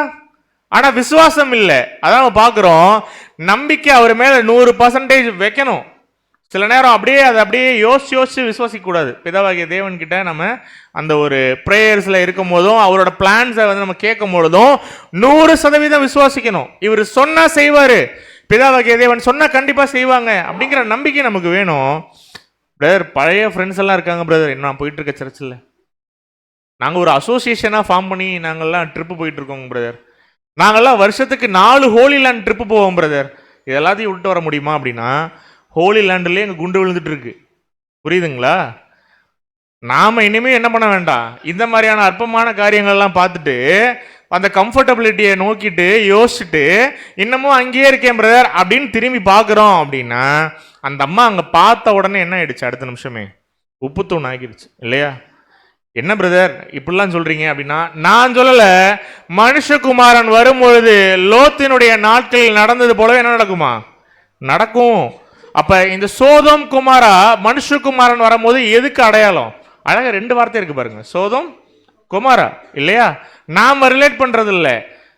லூக்கால ரொம்ப கிளியரா சொல்லுது, லோத்தினுடைய நாட்கள் நடந்தது போல மனுஷகுமாரன் வரும்பொழுதும் நடக்கும் அப்படின்னா 2 பேதுரு 2:6 வாசிக்கலாம். 2 பேதுரு 2ஆம் அதிகாரம் 6ஆம் வசனம். சோதோம் கொமோரா என்னும் பட்டணங்களையும் சாம்பலாக்கி கவிழ்த்து போட்டு ஆக்கினைக்குள்ளாக தீர்த்து பிற்காலத்திலே அவபக்தியாய் நடப்பவர்களுக்கு அவைகளை திருஷ்டாந்தமாக வைத்து. பின்னாடி ஜிஜி பார்ட்டி ஹாலில் வந்து யாராவது ஈவினிங் பேசிக் கிளாஸ் கேட்டுட்டு இருக்காங்க அப்படின்னா கேட்கக்கூடிய உங்களுக்கும் அந்த பாடத்தை எடுக்கக்கூடிய எனக்கும் ஒரு வார்னிங்காக இருக்கட்டும், ஒரு எக்ஸாம்பிளாக இருக்கட்டும்னு முன்னாடியே இந்த சோதம் குமார சம்பவத்தை பின்னாடி வரக்கூடிய ஜனங்களுக்கு ஒரு எக்ஸாம்பிளாகவும் ஒரு வார்னிங்காகவும் தேவன் வச்சுட்டாராமா. அப்போ தேவன் எப்படி அழிச்சாரோ அப்படியே அழிக்க போறாரு அப்படிங்கிறத இங்க அழகா படம் போட்டு நம்ம கிட்ட காட்டுறாரு இல்லையா? அது என்ன சோதம் குமாரா அப்படின்னா ஏசாயா 13:19 வாசிக்கலாம். ஏசாயா 13ஆம் அதிகாரம் 19ஆம் வசனம். ராஜ்யங்களுக்குள் அலங்காரமும் கல்தேயருடைய பிரதான மகிமையுமாகிய பாபிலோனானது தேவனால் சோதோமும் கொமோராவும் கவிழ்க்கப்பட்டது போல கவிழ்க்கப்படும். எனக்கு தெரியும் பிரதர், நீங்க திரும்பியும் வந்து இந்த பாபிலோனோட தான் லிங்க் பண்ணுவீங்க அப்படின்னா நான் பண்ணல, நான் எடிட் பண்ணல. ஏசாயால வசனம் இருக்கு, டைரக்டா நீங்க நோட் பண்ணி படிச்சு பார்க்கலாம். ராஜ்யங்களுக்குள் அலங்காரமும் கல்தேயருடைய பிரதான மகிமையுமான பாபிலோன் ஆனது தேவனால் சோதோம் கொமாராவும் கவிழ்க்கப்பட்டது போல கவிழ்க்கப்படும். அப்ப கிறிஸ்துனுடைய பிரசன்னமாகுதல் 2ஆம் வருகையில அவர் வந்து இன்னைக்கு நமக்கு என்ன சொல்றாருன்னா, பாபிலோன் அமைப்புக்குள்ள நாம இன்னைக்கு இருந்துட்டு இருக்கோம் அப்படின்னா நோவா காலத்துல நடந்த மாதிரியும் நடக்கும், லோத்தினுடைய காலத்துல நடந்த மாதிரியும் நடக்கும் அப்படிங்கிறத நான் சொல்லல, வசனம் சொல்லுது. அன்புக்குரிய சகோதர சகோதரிகளே, அன்னைக்கு எப்படி இந்த சோதம் குமாரா 2 பட்டணங்கள் அழிஞ்சதோ இன்னைக்கும் என்ன அழிய போகுது அப்படின்னா இந்த கேத்தலிக்ஸ் அமைப்புகளும் இந்த ஒருங்கிணைந்த புராட்டஸ்டன்ட் அமைப்புகளும் நிச்சயமாக இந்த ஒரு அழிவுக்குள்ளாக போக போறாங்க அப்படிங்கிறத கிளியரா புரிஞ்சுக்கணும். ஏன் உள்ள இருக்கிறது, உள்ள நடந்துட்டு இருக்கிறது இன்னைக்கு உண்மையான சத்தியம் கிடையாது. அன்றாட பலி நீக்கப்பட்டு பாழாக்கும் மறுவறுப்பு என்ன பண்ணியாச்சு, உள்ளர ஸ்தாபிக்கப்பட்டாச்சு. அன்புக்குரிய சகோதர சகோதரிகளே, அப்ப இது மாதிரி அழிய போகுது, வெளியில வான் கையை பிடிச்சிட்டு வந்து நம்மளை கூட்டிட்டு உள்ள வைக்கிறார் அப்படிங்கும் போது லைட்டா திரும்பி பிரதர் 1 வாரம் மட்டும் காலையில ஒரு டைம் மட்டும் போய்க்குவா அப்படின்னு கேட்டா அங்க லோத்தின் மனைவிக்கு என்ன நடந்ததோ நமக்கு இல்லை, நான் சொல்லல, வசனம் என்ன சொல்லுது, மனுஷகுமார நாட்கள்லயும் நடக்கும், நடக்காது, யாருக்கும் எதுவும் ஆகாது அப்படின்லாம் சொல்ல முடியாது. ஏன்னா வசனம் அப்படி சொல்லலை இல்லையா? நிச்சயம் நடக்கும் அப்படிங்கிற ஒரு உறுதியான விஷயம் தான் வசனம் நமக்கு சொல்லுது. அப்படிங்கிறத பார்க்கும்பொழுது கிளியரா புரிஞ்சுக்கணும். சோதோம் குமாரா எதை குறிக்குது? பாபிலோன் அமைப்புகளையும் பாபிலோன் குமாரத்தையும் குறிக்குது. பெயர் கிறிஸ்தவ மண்டலம், பேருக்கு மட்டும் கிறிஸ்தவ மண்டலம் இல்லையா? பேர் கிறிஸ்தவர்கள்னா என்ன, நேம்ஸே கிறிஸ்டியன்ஸா வாழக்கூடியவங்க, உண்மையான ட்ரூத்துக்காக நிற்கக்கூடியவங்க இல்லை இல்லையா? இப்போ இருக்கிற இந்த 2 தான் சோதம் குமாரா மாதிரி. அப்படிங்கும் பொழுது நம்ம கையை பிடிச்சிட்டு நம்மளை கூட்டிகிட்டு வந்துட்டு இருக்காரு இந்த அடிப்படை பாடங்களை கொடுத்து இந்த ஒரு விஷயத்துலேருந்து வெளியில் வாங்கன்னு. 2வது பாபிலோன் அமைப்புகளுக்கு வரக்கூடிய அழிவை பற்றி பேசும் பொழுது இங்கே உட்கார்ந்துருக்கக்கூடிய அன்புக்குரிய சகோதர சகோதரிகள் ஒரு விஷயம் நோட் பண்ணணும். நீங்கள் தவறுதலாக எடுத்துக்கூடாது. நம்ம இந்த பாபிலோன் அமைப்புகளுக்கு இருக்கக்கூடிய ஜனங்களை தவறாக சொல்லலை, நல்லா புரிஞ்சுக்கணும். நீங்கள் பாபிலோனில் இருக்கக்கூடிய ஜனங்களை தவறாக சொல்லலை, இந்த அமைப்பு இருக்கு தெரியுமா, இந்த அமைப்பை அழிக்கிறார் அப்படின்னு தான் நம்ம சொல்கிறோம். ஒண்ணுமே தெரியாத இன்னசென்ட்டான ஜனங்களுக்கு இது ஏதாவது பங்கு இருக்கா? நமக்கு தெரியும் இந்த கிளாஸ் வர்றதுனால இதெல்லாம் சத்தியம்னு தெரிஞ்சுக்கிறோம். தெரியாத அவங்களுக்கு தேவன் அவங்களை உயிர் திருப்புவார், கரெக்டா? அவருடைய டிவைன் பிளான்ல. ஆனா யார்கிட்ட கேள்வி கேட்பாரு? இன்னைக்கு அங்க போயிட்டு இருக்க எல்லாருக்கிட்டையுமா, பிரதர் நல்லா இருக்கே பிரதர், நீங்க தான் கிளாஸ் இருக்குன்னு சொல்லி கூப்பிட்டீங்க, இப்ப கிளாஸ்க்கு வந்ததுக்கு அப்புறம் தேவன் எங்ககிட்ட கணக்கு கேட்பாரா அப்படின்னா, நாம இதெல்லாம் தப்புன்னு தெரியாத வரைக்கும் போயிட்டு இருந்ததுனால தேவன் நம்ம கிட்ட என்ன பண்ண போறதில்ல, அதெல்லாம் கவுண்ட் பண்ண போறதில்ல. ஆனா தப்புன்னு தெரிஞ்ச பிற்பாடு போறோம் அப்படின்னா ஒன்னொன்னுத்துக்கும் தேவன் கிட்ட கணக்கு கொடுக்கணும் நம்ம செய்யக்கூடிய செய்கைகள்ல, காரியங்கள்ல.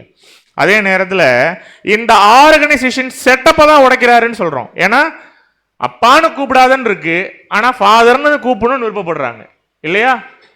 நீ யாரையும் ரபின்னு அழைக்காதன்னு வசனம் டைரக்டா இருக்கு, ஆனா பாஸ்டர்னு கூப்பிட்டாதான் உங்களுக்கு எப்படி இருக்கு, கேட்க இனிமையா இருக்கு. அப்படின்னா சொரூப வழிபாடு தவறு அப்படின்னு தெரியுதுன்னா அதை தான் நடுவில் வச்சு அதுக்கு தேங்காய் உடைக்கிறாங்க. அப்படின்னா இந்த அமைப்பு இருக்குல்ல, இந்த கட்டமைப்பு, இப்படி ஒரு சிஸ்டம் இருக்கு தெரியுமா, இந்த பாபிலோன் சிஸ்டம் என்ன பண்றாரு அப்படின்னா உடைக்கிறார். நாம என்னைக்குமே பாபிலோனுக்கு அழிவு வரப்போகுது அப்படின்னு சொல்லும் பொழுது அங்க இருக்கக்கூடிய ஜனங்களை காயப்படுத்துறது கிடையாது. ஆனா அதுக்குள்ள நாம இருக்கோம் அப்படின்னா அது அழியும் போது அந்த அழிவுல நம்மளும் என்ன பண்ண வேண்டாம்னா அவருடைய பாவங்களுக்கு உட்பட வேணாம், அதனால அவளை விட்டு வெளியே வா அப்படிங்கிற ஒரு ரெக்வஸ்ட கூட என்ன பண்ணிட்டு இருக்கோம், ஒவ்வொரு வாரமும் பாடம் எடுக்கும் போது வச்சுட்டு இருக்கோம். இல்லையா? அதே நேரத்தில் யோசிச்சு பாருங்க அன்புக்குரிய சகோதர சகோதரிகளே, இன்னும் எத்தனை நாள் டைம் எடுக்க போகிறோம்? 2ஆம் வருகையில் வந்துட்டார் இல்லையா? இல்லை பிரதர் நான் அங்கே தான் போவேன் பிரதர் அப்படின்னா போய்க்கலாம். யாராவது கையை பிடிச்சி இழுக்க போகிறாங்களா? வீட்டிலேருந்து பைக் ஸ்டார்ட் பண்ணும்போது சாவி எடுத்து வச்சுக்க போகிறாங்களா அங்கே போகாதீங்க அப்படின்னு? தேவன்ட்ட நாம கணக்கு கொடுக்கணும். மனுஷங்களை பிரியப்படுத்துறதுக்காக என்னைக்குமே நம்ம என்ன பண்ண வேண்டாம்னா ஒரு ஓட்டத்தை ஓட வேண்டாம் இல்லையா? காலையில் இங்கே வந்துடுறேங்க, காலையில் அங்கே போயிடுறேங்க பிரதர், ஈவினிங் ஆனால் கரெக்டாக டைமுக்கு நான் இங்கே வந்துடுறேங்க பிரதர் அப்படின்னா ஒரே நேரத்தில் 2 எஜமானுக்கு என்ன பண்ண முடியாது? ஊழியம் செய்ய முடியாது. சரினா சரி, தப்புனா தப்பு. இருளுக்கும் வெளிச்சத்துக்கும் சம்பந்தமே கிடையாது. ரெண்டையும் லிங்க் பண்ணிட்டு அப்படி அங்கேயும் கொஞ்சம் சிரிச்சுக்கிறேன் நல்ல பேர் வாங்கிக்கிறேன், இங்கேயும் வந்துக்கிறேன் கொஞ்சம் சிரிச்சுக்கிறேன் நல்ல பேர் வாங்கிக்கிறேன்னா இங்கே நம்ம மனுஷங்கிட்ட நல்ல பேர் வாங்குறதுக்குலாம் என்ன பண்ண வேண்டாம்? நாம ஒரு ஓட்டத்தை ஓட வேணாம். தேவன் சர்டிஃபிகேட் கொடுப்பாரு நமக்கு, நம்ம நல்லவங்கன்னு கொடுப்பாரு அப்படின்னா அப்படி சர்டிஃபிகேட் வாங்குற மாதிரியான ஒரு ஓட்டத்தை நம்ம என்ன பண்ணணும் அப்படின்னா வாங்கணும். கையை பிடிச்சி இழுத்துட்டு வராரு, சோதம் குமார வழிக்க போகிறேன் உள்ளே போகாத அப்படின்னு. திரும்பி பார்க்குறதும் பார்க்காததும் நம்முடைய இஷ்டம் இல்லையா? அப்படி திரும்பி பார்க்கணும் அப்படின்னு உங்களுக்கு தோணுதுன்னா அப்படி தோணும் பொழுது இந்த வசனத்தை என்ன பண்ணிக்கலாம்னா நம்ம படிச்சுக்கலாம். லூக்கா 17, 32, 33. லூக்கா 17ஆம் அதிகாரம் வசனங்கள் 32 மற்றும் 33. லோத்தின் மனைவியை நினைத்துக் கொள்ளுங்கள். தன் ஜீவனை ரட்சிக்க வகை தேடுகிறவன் அதை இழந்து போவான், இழந்து போகிறவன் அதை உயிர்ப்பித்துக் கொள்ளுவான். உள்ளேயே இருந்து எஸ்கேப் ஆகணும்னு நினைச்சேன்னா காலிங்கிறாரு வசனம், அதுதான் சொல்லுது. லோத்தின் மனைவி என்ன பண்ணுங்க? நினைத்துக் கொள்ளுங்கள். யாராவது காலையில் பிரதர் இப்படிப்பட்ட இடம்னு தெரிஞ்சு நாங்கள் போயிட்டு வந்திருக்கேன் பிரதர் அப்படின்னா ஸ்தோத்திரம் சொல்லிட்டு அவங்க கிட்ட என்ன சொல்லுங்க? லூக்கா 17, 32, 33 என்ன சொல்லணும்? லோத்தின் மனைவியை நினைத்துக் கொள்ளுங்கள் அப்படிங்கிற ஒரு விஷயத்தை என்ன பண்ணுங்க? ஒரு கிரீட்டிங்காக சொல்லுங்க. ஏன்னா இது ஒரு வார்னிங். 2ஆம் வருகையில் வந்த பிற்பாடு கிறிஸ்து நமக்கு கொடுக்கக்கூடிய ஒரு வார்னிங் இல்லையா? வாசிக்கலாம். வெளிப்படுத்தல் 18ஆம் அதிகாரம் 1, 2 மற்றும் 4 வசனங்கள். வெளிப்படுத்தல் 18ஆம் அதிகாரம் வசனங்கள் 1, 2 மற்றும் 4. இவைகளுக்கு பின்பு வேறொரு தூதன் மிகுந்த அதிகாரம் உடையவனாய் வானத்திலிருந்து இறங்கி வர கண்டேன். அவனுடைய மகிமையினால் பூமி பிரகாசமாயிற்று. அவன் பலத்த சத்தமிட்டு, மகா பாபிலோன் விழுந்தது விழுந்தது, அது பேய்களுடைய குடியிருப்பும் சகலவித அசுத்த ஆவிகளுடைய காவல் வீடும் அசுத்தமும் அருவருப்பும் உள்ள சகலவித பறவைகளுடைய கூடும் ஆயிற்று. பின்பு வேறொரு சத்தம் வானத்திலிருந்து உண்டாக கேட்டேன். அது, என் ஜனங்களே, நீங்கள் அவளுடைய பாவங்களுக்கு உடன்படாமலும் அவளுக்கு நேரிடும் வாதைகளில் அகப்படாமலும் இருக்கும்படிக்கு அவளை விட்டு வெளியே வாருங்கள். அந்த கிறிஸ்துல ரொம்ப கிளியரா பார்த்துருக்கோம்ல. அவளுக்கு ஏற்படும் வாதைகளை தெரிஞ்சுட்டு நீங்க என்ன பண்ணாதீங்கன்னா அதில் அகப்படாம இருங்க, அவளை விட்டு வெளியே வா அப்படிங்கிற விஷயம் நம்ம பார்க்குறோம். மேலும் லூக்கால இன்னொரு வசனம் கூட சொல்லப்பட்டிருக்கு. லூக்கா 17, 31. லூக்கா 17ஆம் அதிகாரம் 31ஆம் வசனம். அந்த நாளிலே வீட்டின் மேல் இருப்பவன் வீட்டில் உள்ள தன் பண்டங்களை எடுத்துக்கொண்டு போக இறங்காமல் இருக்க கடவன். அப்படியே வயலில் இருக்கிறவன் பின்னிட்டு திரும்பாமலும் இருக்க கடவன். இந்த வசனம் எதை குறிக்குது அப்படின்னா, எந்த வயலை பத்தி இங்க பேசிட்டு இருக்காரு அப்படின்னா, ஆண்டவர் 4 இடங்களை பத்தி பேசியிருப்பார் இல்லையா? வழி அருகே விதைக்கப்பட்ட விஷயங்கள், கற்பாறை, மேலும் முள்ளுள்ள ஒரு இடம், மேலும் ஒரு நல்ல நிலத்தை குறித்து என்ன பண்ணியிருப்பாரு? நிறைய இடங்கள்ல பேசியிருப்பாரு. வயல்ல இருந்தோம் அப்படின்னா திரும்பி பார்க்காத அப்படிங்கிறத சொல்லிட்டார் இல்லையா? 8:15 அதான் சொல்லுது. நல்ல நிலத்துல நம்ம இருக்கோம் அப்படின்னா பின்னிட்டு என்ன பண்ணக்கூடாது? திரும்பி பார்க்கக்கூடாது. அப்படின்னா உலக கவலை, இந்த ஐஸ்வர்யத்தின் மயக்கம், இதெல்லாத்தையும் பார்த்துட்டு என்ன பண்ண வேண்டாம்? இந்த சத்தியத்தில் ஓடும் பொழுது மாட்டிக்க வேணாம். அதே நேரத்தில் நாம் கேட்கக்கூடிய பாடங்களுக்கு என்னைக்கு கீழ்ப்படுகிறோமோ அன்னைக்கு மட்டும் தான் நமக்கு பிளெஸிங்காக இருக்கும். இந்த பாடத்தை இப்போ கிளாஸ் வந்து கேட்டுட்டு போகிறோம் தெரியுமா? கேட்டுட்டு இதை நம்ம ஒரு வேளை ஃபாலோ பண்ணலன்னா அதில் நமக்கு என்ன பயன் இருக்குது? அதில் நமக்கு எப்படி பிளெஸிங் கிடைக்கும் அப்படிங்கிறத நம்ம யோசிச்சு பார்க்கணும். அதே மாதிரி இப்போ ஆண்டவராகிய இயேசு கிறிஸ்து நமக்கு மிகப்பெரிய ஒரு ஆசீர்வாதத்தை கொடுக்கறதுக்கு காத்துட்டு இருக்கார். ஆசீர்வாதம் வேணுங்களா ஆண்டவராகிய இயேசு கிறிஸ்து இருந்து? எத்தனை பேருக்கு வேணும்? கையே வரமாட்டேங்குது. நான் என்ன தப்பா கேட்டேன்? ஆண்டவராகிய இயேசு கிறிஸ்து இருந்து ஆசீர்வாதம் வேணுமான்னு கேட்டேன். ஓகே, அப்ப யாரு கொடுப்பாரு இந்த ஆசீர்வாதத்தை? வசனங்களுக்கு யார் கீழ்ப்படுகிறாங்களோ அவங்களுக்கு தானே கொடுப்பாரு. ஒருவேளை இன்னைக்கு எடுத்த பாடங்களில் சொல்லப்பட்ட வசனங்களை ஒருவேளை நம்ம கேட்கல, கீழ்ப்படியல அப்படின்னா கண்டிப்பா அவங்களுக்கு ஆசீர்வாதங்கள் நிச்சயமாக கிடைக்காது. ஃபேக் ப்ராமிசஸ் கொடுக்கறதுக்கு இந்த இடம் கிடையாது. சத்தியத்தை உள்ளதை உள்ளபடி சொல்றதுக்கு தான் நம்ம என்ன பண்ணிட்டு இருக்கோம் அப்படின்னா இந்த இடங்கள்ல கிளாஸஸே எடுத்துட்டு இருக்கோம். யாரையும் ஃபேக்கா சந்தோஷப்படுத்துறதுல என்ன இல்லை, நம்முடைய ஒரு நோக்கம் இல்லை. மேலும் லூக்கா 17:34 சொல்லுது பாருங்க. இதுக்கெல்லாம் விளக்கங்கள் இன்னைக்கு தப்பு தப்பா கொடுத்துட்டு இருக்காங்க இன்னைக்கு கிறிஸ்தவ மண்டலங்கள்ல. வாசிக்கலாம். லூக்கா 17:34. அந்த ராத்திரியிலே ஒரே படுக்கையில் படுத்திருக்கிற 2 பேரில் ஒருவன் ஏற்றுக்கொள்ளப்படுவான், மற்றவன் கைவிடப்படுவான். 2 பேர் இருக்காங்களாம். 2 பேர்ல ஒருத்தர் என்ன ஆயிடுறாராம்? எடுத்துக்கொள்ளப்படுறாரா, ஏற்றுக்கொள்ளப்படுறாரா? டேக் ஆஃப் இல்ல, கிளியரா புரிஞ்சுக்கணும். எடுத்துக்கொள்ளப்படுற விஷயம் இல்லையா? எடுத்துக்கொள்ளப்படுறதா? நான் மாத்தி மாத்தி கேட்பேன், நீங்க என்ன பண்ணணும்? கரெக்டா சொல்லணும். ஏற்றுக்கொள்ளப்படக்கூடிய விஷயம். அப்ப எடுத்துக்கொள்ளப்படுற விஷயம் கிடையாது. அப்போ 2 பேர் இருக்காங்க அப்படின்னா ஒருத்தர் எடுத்துக்கப்படுறாங்களா, ஒருத்தங்க கைவிடப்படுறாங்களாம். அப்படின்னா 2 பேரும் தூங்கக்கூடிய ஒரு விஷயத்துக்கு தான் என்ன பண்ணுவாங்க? நிச்சயமா பெட்டுக்கு வரணும் இல்லையா? ஒரு இளைப்பாறுதலை குறிக்குது. நம்ம ஒரு ரெஸ்ட் எடுக்கணும், ஒரு இளைப்பாறுதலுக்குள்ள போகணும் அப்படிங்கிறதுக்காக தான் யாரா இருந்தாலும் என்ன பண்ணுவாங்க? படுக்கைக்கு வருவாங்க இல்லையா? அப்போ பெட்டை பத்தி இங்க பேசல, லிட்டரலான ஒரு பெட்டு கட்டில் காட்டை பத்தி இங்க பேசல. இளைப்பாறுதலுக்குள்ள ஒரு 2 குரூப் போறாங்களாம். அதுல ஒரு குரூப் அக்செப்ட் ஆயிடுதான், ஒரு குரூப் ரிஜெக்ட் ஆயிடுதான் இந்த இடத்துல இல்லையா? அது என்ன அப்படின்னா வாசிக்கலாம். எபிரேயர் 4:1. எபிரேயர் 4:1. ஆனபடியினாலே அவருடைய இளைப்பாறுதலில் பிரவேசிப்பதற்கு ஏதுவான வாக்குத்தத்தம் நமக்கு உண்டாயிருக்க உங்களில் ஒருவனும் அதை அடையாமல் பின்வாங்கி போனவனாக காணப்படாதபடிக்கு பயந்திருக்க கடவோம். பெட்ல இருந்த 2 பேரு வாக்குத்தத்தத்தை விசுவாசிச்சு அந்த இளைப்பாறுதலுக்குள்ள என்ன பண்றாங்களாம்? போறாங்களாம். ஒருத்தருக்கு அந்த விசுவாசமும் இல்லை, அந்த வைராக்கியமும் இல்லை. அப்படிங்கும் போது ஒருத்தர் ஏற்றுக்கொள்ளப்படுறாரு, இன்னொருத்தர் என்ன பண்ணப்படலை, ஏற்றுக்கொள்ளப்படலை. அப்படின்னா நமக்கு ஆண்டவராகிய இயேசு கிறிஸ்து பிராமிஸ் கொடுத்துருக்காரு. அதை நம்பி விசுவாசிச்சு லைஃபை நாம எப்போ அர்ப்பணிக்கிறோமோ அப்ப கிறிஸ்துவனுடைய தேவனுடைய இளைப்பாறுதலை நம்ம என்ன பண்ணலாம்? பிரவேசிக்கலாம். ஒருவேளை வாக்கு தத்தம் அடையாம நாம அதை பின்வாங்கி போறவர்களா ஒரு ஓட்டத்தை ஓடுறோம் அப்படின்னா, கொடுத்த ப்ராமிஸை நம்ம நம்பல அப்படின்னா நாம எடுத்துக்கொள்ளப்பட மாட்டோம். எடுத்துக்கொள்ளப்பட மாட்டோமா, ஏற்றுக்கொள்ளப்பட மாட்டோமா? ஏற்றுக்கொள்ளப்பட மாட்டோம் இல்லையா? லிட்டரல் டேக் ஆஃப் பத்தி பேசல, அக்செப்டன்ஸா ரிஜெக்டன்ஸா அப்படிங்கறத பத்தி பேசிட்டு இருக்கோம். நம்மள இன்னைக்கு கிறிஸ்து அக்செப்ட் பண்ணிக்கணும், தேவன் அக்செப்ட் பண்ணிக்கணும்னா ஃபர்ஸ்ட் அவர் கொடுக்கக்கூடிய சத்திய வார்த்தைகளுக்கு கீழ்ப்படியணும், அவருடைய வாக்கு தத்தங்களுக்கு மேல முழுவதுமாக ஒரு விசுவாசம் வைக்கணும். வசனம் ரொம்ப அழகா சொல்லுது, அவரோட கூட மரித்தால் அவரோட கூட ஆளுகையும் செய்யணும் இல்லையா? அவரோட கூட மறிச்சாதான் அவருடைய ஆளுகை செய்ய முடியும் அப்படின்னு சொல்லி கூட பாக்குறோம். இல்லைன்னா நாம ரிஜெக்டட் அப்படிங்கிறத பாக்குறோம். எபிரேயர் 4:2 வாசிக்கலாம். 2 ஏனெனில் சுவிசேஷம் அவர்களுக்கு அறிவிக்கப்பட்டது போல நமக்கும் அறிவிக்கப்பட்டது. கேட்டவர்கள் விசுவாசம் இல்லாமல் கேட்டபடியினால் அவர்கள் கேட்ட வசனம் அவர்களுக்கு பிரயோஜனப்படவில்லை. பிரயோஜனமே படாது.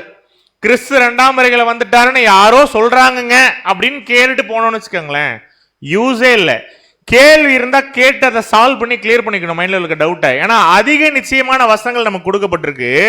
சுவிசேஷம் அவர்களுக்கு அறிவிக்கப்பட்டது போல நமக்கும் அறிவிக்கப்பட்டிருக்கு. கேட்டவர்கள் விசுவாசம் இல்லாமல் கேட்டபடினால் அவர்கள் கேட்ட வசனங்கள் அவர்களுக்கு என்ன ஆகலையா?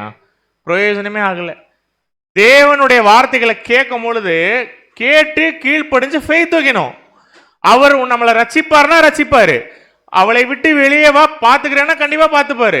அந்த ட்ரஸ்ட் இருக்கணும் நமக்கு. இல்லை அப்படின்னா நம்ம கேட்கக்கூடிய வசனங்கள் நமக்கு எப்படி இருக்காது? ஒரு பிரயோஜனம் இல்லாம இருக்கும். அதை தான் வசனம் 4:3 சொல்லுது.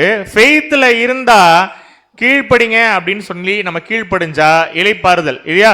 விசுவாசித்தவர்களாகிய நாமும் அந்த இளைப்பாறுதல் என்ன பண்றோம்? பிரவேசிக்கிறோம். இப்ப நமக்கு மிகப்பெரிய டெஸ்ட் கொடுக்கிறார் இந்த ஜிஜி பார்ட்டி ஹால்ல. இந்த ஈவினிங் கிளாஸ் கேட்டதுக்கு அப்புறமா சொன்ன காரியங்களுக்கு கீழ்ப்படுகிறோமா இல்லையான்னு இதை யார் பார்த்துட்டு இருப்பா? இந்த காலிங் ஆக்டிவிட்டி பண்ற சிஸ்டர்ஸ் பார்த்துட்டு இருப்பாங்களா? டீ கொடுக்குற பிரதர்ஸ் பார்த்துட்டு இருப்பாங்களா? பாடம் எடுக்கிற பிரதர்ஸா? யார் உற்று நோக்கிட்டு இருப்பானா, ட்ரூத்தை ரிவீல் பண்ண பிற்பாடு ஆண்டவராகிய இயேசு கிறிஸ்துவும் பிதாவாகிய தேவனும் நம்மளை எதிர்நோக்கி பார்த்துட்டு இருப்பாங்க. கேட்ட சத்தியத்துக்கு இந்த பிள்ளைகள் எல்லாம் கீழ்ப்படுகிறாங்களா, அதுக்கு செவி சாய்க்கிறாங்களா அப்படின்னு. ஆனால் ஒன்னே ஒரு விஷயம், யாரும் இங்கே நம்மளை ஃபோர்ஸ் பண்ண வேண்டாம். இதை நம்ம ஃபாலோ பண்ணலன்னா ஒரு விஷயம் மட்டும் நமக்கு ஷுவராக தெரியும், நமக்கு உண்மையான ஆசீர்வாதங்கிறது என்றைக்குமே என்ன ஆக போகிறதில்ல, கிடைக்க போகிறதில்ல. ஏன்னா இப்பேற்பட்ட சத்தியத்தில் கிடைக்காத ஆசீர்வாதம் நீங்கள் போய் எந்த பெயர் சபைகளை உட்கார்ந்தாலும் கேட்டாலும் ஒரு மன திருப்திங்கிறது நமக்கு என்னைக்குமே என்ன ஆகாது அப்படின்னா கம்ப்ளீட்டாக வராது. அதான் வசனம் 4:14 சொல்லுது, இனியும் என்ன இருக்கக்கூடாது? குழந்தை மாதிரி இருக்கக்கூடாது. பாஸ்டர் சொல்கிற கட்டுக்கதைகளையும் ஸ்டோரிஸையும் கேட்டுட்டு இந்த காமெடிஸை கேட்டுட்டு இன்னமும் நம்ம அதுக்கு செவி சாய்ச்சிட்டு அதையே பார்த்துட்டு கேட்டுட்டு அங்கேயே போயிட்டு இருக்கோம் அப்படின்னா பாலாகாரம் சாப்பிட்டுட்டு இருக்கோம்னு தான் அர்த்தம் இல்லையா? கேட்ட சத்தியத்துக்காக ஸ்ட்ராங்கான முடிவுகள் எடுக்கணும். சத்தியம் எங்க இல்லைன்னு தெரிஞ்சிருச்சோ அந்த இடத்த விட்டு விலகிறதுக்கு நம்முடைய கால்கள் எப்போதும் விரைந்து ஓடணும் அப்படின்னு சொல்லி கூட பார்க்குறோம். அதே ஒருத்தர் கேட்டாரு, பிரதர் இப்படியெல்லாம் உண்மையான ட்ரூத்துக்காக நாங்கள் காலையில் போகிற இடத்தெல்லாம் விட்டுட்டு வந்தால் எங்களுக்கு என்ன கிடைக்கும் அப்படின்னு கேட்டார். என்ன கிடைக்கும்? வீடு, காரு, பைக்கு, மெம்பர்ஷிப் கார்டு, அது மாதிரி எதாவது கிடைக்குமா? உண்மையான ட்ரூத் கிடைக்கும், ரெவலேஷன் ஸ்டடி கிடைக்கும். வருஷம் ஃபுல்லாக கண்டினியூஸ் ஸ்டடி பண்ணலாம் வெளிப்படுத்தல் விஷயத்தில் என்ன இருக்குன்னு. ஆசரிப்பு கூடாரத்தில் என்ன சொல்லப்பட்டிருக்குங்கிறத 2 வருஷம் ஸ்டடி பண்ணலாம். தானியேல் தீர்க்கதரிசன புஸ்தகம் என்ன சொல்லுதுங்கிறத கம்ப்ளீட்டாக ஸ்டடி பண்ணலாம். இதெல்லாம் கிடைக்கும். இதெல்லாம் விட்டுட்டு வந்தா தேவனுக்காக சில சாக்ரிஃபைசஸ் பண்ணுறோம் அப்படின்னா தகட்ட நமக்கு கிடைச்சிட்டே இருக்கிற மாதிரியான அருமையான சத்தியங்கள் நமக்கு இருக்கு. படிக்க ஒரு லைஃப் போதாது. ஆக்சுவலி அவ்வளோ விஷயங்கள் இருக்கு, ஆழமான சத்தியங்கள் இருக்கு. உண்மையான ட்ரூத்தை தியானிக்கிறதுக்கு அவ்வளோ விஷயங்கள் நம்ம என்ன பண்ணிட்டு இருக்கோம் அப்படின்னா முன்னெடுத்துட்டு இருக்கோம்னு சொல்லி கூட பார்க்குறோம். அப்படி ட்ரூத்தை அக்செப்ட் பண்ணிக்கிட்டோம் அப்படின்னா நாம் கிளியராக புரிஞ்சுக்கலாம் நம்மளுடைய ஆவிக்குரிய ஓட்டம் இனிமேல் எதை நோக்கி இருக்கு, எங்கே போக போகிறோம் அப்படிங்கிறத நம்ம பிளான் பண்ணிக்கலாம். இது கூட சொல்லுவாங்க, திரிகை திரிக்கிற 2 ஸ்திரீகளில் ஒருத்தி ஏற்றுக்கொள்ளப்படுவாள், மற்றவளோ கைவிடப்படுவாள் அப்படின்னு. நிறைய வசனங்களுக்கு விளக்கங்கள் தெரியாது இன்னைக்கு பெயர் கிறிஸ்தவ மண்டல இருக்கக்கூடிய பாஸ்டர்களுக்கு இல்லையா? திரிகை திரிக்கிற ஸ்திரீனா என்ன திரிச்சிட்டு இருக்காங்க அப்படின்னா, கயிறு திரிக்கிறத பற்றி இங்கே பேசலை. ஆங்கிலத்தில் கிரைண்டிங் அப்படின்னு இருக்கும், அரைக்கக்கூடிய விஷயம் இல்லையா? 2 சிஸ்டர்ஸ் வந்து ஃபுட் ப்ரிப்பேர் பண்ணுறாங்க அப்படின்னா எந்த ஃபுட்டு சாப்பிட்றவங்கள ஆண்டவராகிய இயேசு கிறிஸ்து அக்செப்ட் பண்ணுவார் அப்படின்னா, ஆண்டவராகிய இயேசு கிறிஸ்து சொல்கிற சத்தியத்தை யார் மென்று அசை போட்டு அதை சாப்பிட்றாங்களோ கிரைண்ட் பண்ணுறாங்களோ அவங்கள அக்செப்ட் பண்ணுவாங்க. 2 திரிகையை திரிக்கிற ஸ்திரீகளில் ஒருத்தவங்களை அக்செப்ட் பண்ணிக்கிறாராம், ஒருத்தவங்களை ரிஜெக்ட் பண்ணிடுறாராம். ஒருவேளை தேவன் கொடுக்காத ஃபுட்டை ஒருவேளை நம்ம அசை போட்டுட்டு இருந்தோம் அப்படின்னா கண்டிப்பாக நமக்கு பரலோக வாய்ப்பில் ஒரு இடம் கிடையாது அப்படிங்கிறத இந்த மாதிரியான பேரபிள்ஸ் இருக்கு இல்லையா? அப்போ 2ஆம் வருகையில கிறிஸ்து வந்துட்டு நல்லா ஸ்ட்ராங்காக ஸ்டஃப்டான ஃபுட்டை என்ன பண்ணிட்டு இருக்காரு, இன்னைக்கு நமக்கு வெளிப்படுத்திட்டு இருக்கார் இல்லையா? சரியா சாப்பிட்டு அந்த ஃபுட்டை கரெக்டாக நம்ம உட்கொண்டு கேரக்டர் காட்டினா ஆண்டவராகிய இயேசு கிறிஸ்து அக்செப்ட் பண்ணிப்பார். இல்லைன்னா ஃபைனல் விஷயம் எப்படி இருந்தது பாருங்க இல்லையா? அந்த வசனம் கூட ஒருத்தவங்க அக்செப்ட் பண்ணிக்கிறாங்க, ஒருத்தவங்க கைவிடப்படுறாங்க அப்படின்னு சொல்லி கூட பார்க்குறோம். ஃபைனலாக எப்படி இந்த லூக்காவில் உள்ள சீரீஸில் உள்ள வசனங்களை முடிப்பார் அப்படின்னா லூக்கா 17:37 வாசிக்கலாம். லூக்கா 17:37 அவர்கள் அவருக்கு பிரதியுத்தரமாக, எங்கே ஆண்டவரே என்றார்கள். அதற்கு அவர், பிணம் எங்கேயோ அங்கே கழுகுகள் வந்து கூடும் என்றார். கன்க்ளூஷன் என்ன சொல்றாராம்? பிணம் எங்கேயோ கழுகுகள் அங்கே வந்து கூடும் அப்படின்னு. அப்ப நாமெல்லாம் எதுக்கு ஒப்பிட்டு பேசுறாரு அப்படின்னா கழுகுகளுக்கு ஒப்பிட்டு பேசுறார். பிணம் எங்கேயோ கழுகுகள் அங்கே வந்து கூடும் அப்படின்னு. இதுக்கு ஆவிக்குரிய அர்த்தம் இருக்கு. லிட்ரலா என்ன, பிணத்துக்கிட்ட போகிற கழுகுக்கு போய் நம்மளை ஒப்பா சொல்லியிருக்காரு அப்படின்னு என்ன பண்ணக்கூடாது, தவறா எடுத்துக்கூடாது. யார் கழுகு அப்படின்னா உண்மையான சத்தியத்துக்கு கீழ்ப்படியக்கூடிய பிள்ளைகளை தான் ஆண்டவராகிய இயேசு கிறிஸ்து கழுகுகள் அப்படின்னு சொல்றாரு. ஏன் அப்படின்னா கழுகுகள் எங்க தெரியுமா கூட்ட கட்டும்? கண் மலையில கட்டும் கழுகுகள் வந்து. அதே நேரத்தில் வசனம் ரொம்ப அழகா சொல்லுது, கழுகுகள் கண் மலையில வீட்டை கட்டும். ஆண்டவராகிய இயேசு கிறிஸ்து என்னும் கண்மலையின் மீது நம்முடைய வீட்டை கட்டுறோம் அப்படின்னா நம்ம எதை உற்று நோக்கிட்டு இருப்போம் அப்படின்னா கழுகு எப்படி ஒரு பிணம் எங்க இருக்குன்னு பார்த்துட்டே இருக்கும். அது மாதிரி கண்மலையில் வீடு கட்டின கழுகுகள் போல நம்ம இருக்கணும் அப்படின்னா அதுங்க எப்படி அதோட ஃபுட்டுக்காக காத்துட்டு இருக்குதோ அதே போல நாமளும் அந்த மாதிரியான ஒரு ஸ்ட்ராங்கான ஃபுட்டுக்காக என்ன பண்ணிட்டு இருக்கணுமா, கழுகுகள் போல காத்துட்டே இருக்கணும் இல்லையா? இந்த வசனங்கள்ல சொல்லக்கூடிய குவாலிட்டிஸ் எல்லாம் நம்ம கிட்ட இருக்கணும் இல்லையா? செம்மையானவைகளை பேசணும், இடுக்கன் செய்வதால் வரும் ஆதாயத்தை வெறுக்கணும், பரிதானங்களை வாங்கக்கூடாது இல்லையா? இவ்வளோ விஷயங்கள் செஞ்சுட்டு செம்மையான விஷயத்தை ட்ரூத்தை பேசி உலக பிரகாரமான விஷயத்தை வெறுத்துட்டு அதான் தேவனுக்கு, அப்படி ஒரு வாழ்க்கையை வாழ்றதான் தேவனுக்கு பிடிக்கக்கூடிய ஒரு வாழ்க்கையா இருக்கும். அப்படி ஒரு வேளை இருக்கும் அப்படின்னா அவனுக்கு என்ன கொடுப்பாராம்? வசனம் இங்க சொல்லுது இல்லையா? அவன் அப்பம் அவனுக்கு கொடுக்கப்படும் இல்லையா? அப்பம் உண்மையான சத்தியம், தண்ணி தெளிந்த சத்தியம் அப்படின்னு சொல்லி கூட பார்க்குறோம். கழுகு மாதிரி நாம் இருக்கோம் அப்படின்னா நமக்கு நல்ல அப்பங்கள் கிடைக்கும். ஸோ சாப்பிட்டா எப்படி இருக்கும்? தேவன் தரக்கூடிய அப்பங்கள் எப்படி இருக்கும்? ரொம்ப டேஸ்டாக இருக்கும் இல்லையா? அன்புக்குரிய சகோதர சகோதரிகளே, நல்ல கிளியராக புரிஞ்சுக்குங்க. எவ்வளோ பெரிய பிரச்சனை லைஃப்பில் வந்தாலும் சோர்ந்தே போகாமல் நீங்கள் என்ன வேணால் என்னுடைய ட்ரையல்ஸ் என்னுடைய வாழ்க்கையில் நீங்கள் அனுமதிங்க தேவனே, நான் எவ்வளோ பாசிட்டிவாக உங்ககிட்ட திரும்பி நான் ஓடி வரேன் பாருங்க அப்படிங்கிற ஒரு உண்மையான ஒரு வாழ்க்கையை நம்ம என்ன பண்ணணும் அப்படின்னா வாழணும். இங்கே இருக்கக்கூடிய எல்லா பிரதர்ஸுடைய லைஃப்பும் அப்படி வந்தது தான். இது தப்புன்னு எங்களுக்கு பாடம் எடுக்கும் பொழுது ரியலைஸ் பண்ணி பாபிலோனை விட்டு வெளியில் வந்துட்டோம். இன்னைக்கு தேவன் என்ன குறை வச்சிருக்காரு வாழ்க்கையில் நீங்கள் யோசிச்சு பாருங்க. ஹாப்பியான வாழ்க்கை, வேலைக்கு போகிறோம், சத்தியத்தை கிடைக்கிற டைமில் எடுத்து சொல்கிறோம், இலவசமாக சொல்கிறோம், எந்த காணிக்கையும் வாங்காமல் தேவனுடைய வார்த்தைகளை பின்பற்றக்கூடிய ஒரு முயற்சியில் எல்லாருமே ஈடுபட்டு இருக்கோம். எல்லாருமே பர்ஃபெக்ஷனிஸ்டாக இங்கே இருக்கக்கூடிய நாங்கள் எல்லாருமே பர்ஃபெக்டாக கிரைஸ்டானா கிரைஸ்ட் மாதிரி மாறுறதுக்கு ஒரு ஓட்டத்தை என்ன பண்ணிட்டு இருக்கோம், முயற்சி பண்ணிட்டு இருக்கோம் இல்லையா? ஃபுட்டு தரது யாரு? நாங்களா? உங்களுக்கு இந்த பிபிடி போட்டு ரெடி பண்ணுறதா நாங்கள். இந்த ஃபுட்டு யாரோட ஃபுட்? ஆக்சுவலி நாங்கள் ஜஸ்ட் கம்யூனிகேட்டர்ஸ் தான் இல்லையா? ஆண்டவராகிய இயேசு கிறிஸ்து 2ஆம் முறைகளை வந்துட்டு நமக்கு அளவில்லாத சத்திய பாடங்களை கொடுத்துட்டு இருக்கார். நாளைக்கு நம்ம எல்லாரையுமே கருவிகளாக எடுத்து பயன்படுத்துவார் அப்படிங்கிறதுல எந்த ஒரு மாற்று கருத்தும் இல்லை. அதே நேரத்தில் கழுகு எங்கே இருந்தாலும் எப்பொழுதுமே அவருடைய சாப்பாடு மேலே கழுகு ஃபோக்கஸ்டாக இருக்கும். நாம் ஒருவேளை கழுகு அப்படின்னா இந்த தேவனுடைய வார்த்தைகள் இல்லையா, அதை நோக்கி நம்ம எப்போதுமே உத்து பார்த்துட்டே இருக்கணும் அன்புக்குரிய சகோதர சகோதரிகளே. அதே நேரத்தில் பொறுமையாக இத்தனை நாள் இந்த கிளாஸ் எல்லாம் கேட்குறீங்க அப்படிங்கிறது கூட தேவனுடைய பார்வையில் எப்படி இருக்கும்? ஜிஜி பார்ட்டி ஹாலில் சில கழுகுகள் வந்து ஞாயிற்றுக்கிழமை மாலை தூரம் என்ன பண்ணிட்டு இருக்கு, கூட்டிட்டு தேவனுடைய ஃபுட்டு கிடைக்குமா அப்படிங்கிறத என்ன பண்ணிட்டு இருக்கு அப்படின்னா உற்று நோக்கி பார்த்துட்டு இருக்கு அப்படின்னு சொல்லி கூட பார்க்குறோம். அப்போ பிணம் அப்படிங்கிறது எதை குறிக்கும் அப்படின்னா ஆண்டவராகிய இயேசு கிறிஸ்துவினுடைய ஈடு பலியை குறிக்கக்கூடிய ஒரு விஷயம், அது மூலமாக நமக்கு கிடைக்கப்பட்ட சத்தியத்தை குறிக்கக்கூடிய ஒரு விஷயமா இருக்கு. அப்போ பிதாவாகிய தேவன் தன்னுடைய ஒரே குமாரனை பலியாக கொடுத்துட்டு என்ன பண்ணுறாரு அப்படின்னா, நான் பலியாக கொடுத்துட்டேன், நீங்கள் அவருடைய பலியை என்ன பண்ணுங்க, அவருடைய பலியின் புண்ணியங்களை உணர்ந்து உண்மையாக ட்ரூத்துக்காக ஓடுங்க அப்படிங்கிற ஒரு ரெக்வஸ்ட்டாக தான் வைக்கிறார். அப்போ என்ன சாப்பிட்றோன்னா ஸ்ட்ரென்த்து எது நமக்கு கொடுக்குமோ அந்த ஃபுட்டை சாப்பிடணும் இல்லையா? காலையில் நம்ம போகிற இடம் அந்த மாதிரி ஸ்ட்ரென்த்தான ஃபுட்டை கொடுக்குதாங்கிறத யோசிக்கக்கூடிய கடமை யாருக்கிட்ட இருக்குது அப்படின்னா நம்மக்கிட்ட இருக்குது. அதே நேரத்தில் இன்னும் 1 மாதத்தில் இந்த கிளாஸ் எல்லாம் முடிஞ்சிடும். இந்த பேசிக் நடக்குது இல்லை, இப்போ நம்ம யோசிக்கிறோம்ல, வாட்சை பார்த்துட்டு டைம் ஆகுது, ஐயோ சீக்கிரம் கிளம்பணும், இன்னும் போயிட்டுருக்கு, பாடம் முடியல அப்படின்னு. இந்த பாடம் தொடர்ந்து இன்னும் நடந்துகிட்டேலாம் இருக்காது, இன்னும் 1 மாதத்தில் கம்ப்ளீட் ஆகிடும். கம்ப்ளீட் ஆன பிற்பாடு நமக்கு தீனி போடக்கூடிய விஷயம் எங்கே இருக்குங்கிறத என்ன பண்ணணும், நம்ம யோசிக்கணும்.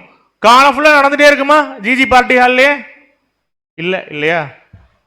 அப்போ யோசிச்சு பாருங்க, அவர் வந்துட்டாரு, நாம் என்ன ரோலை செய்யணும்னு நம்ம கிட்ட சொல்லியிருக்காரோ அந்த ரோலை நம்ம செய்யணும் இல்லையா? அவர் என்ன சொல்லியிருக்காரு?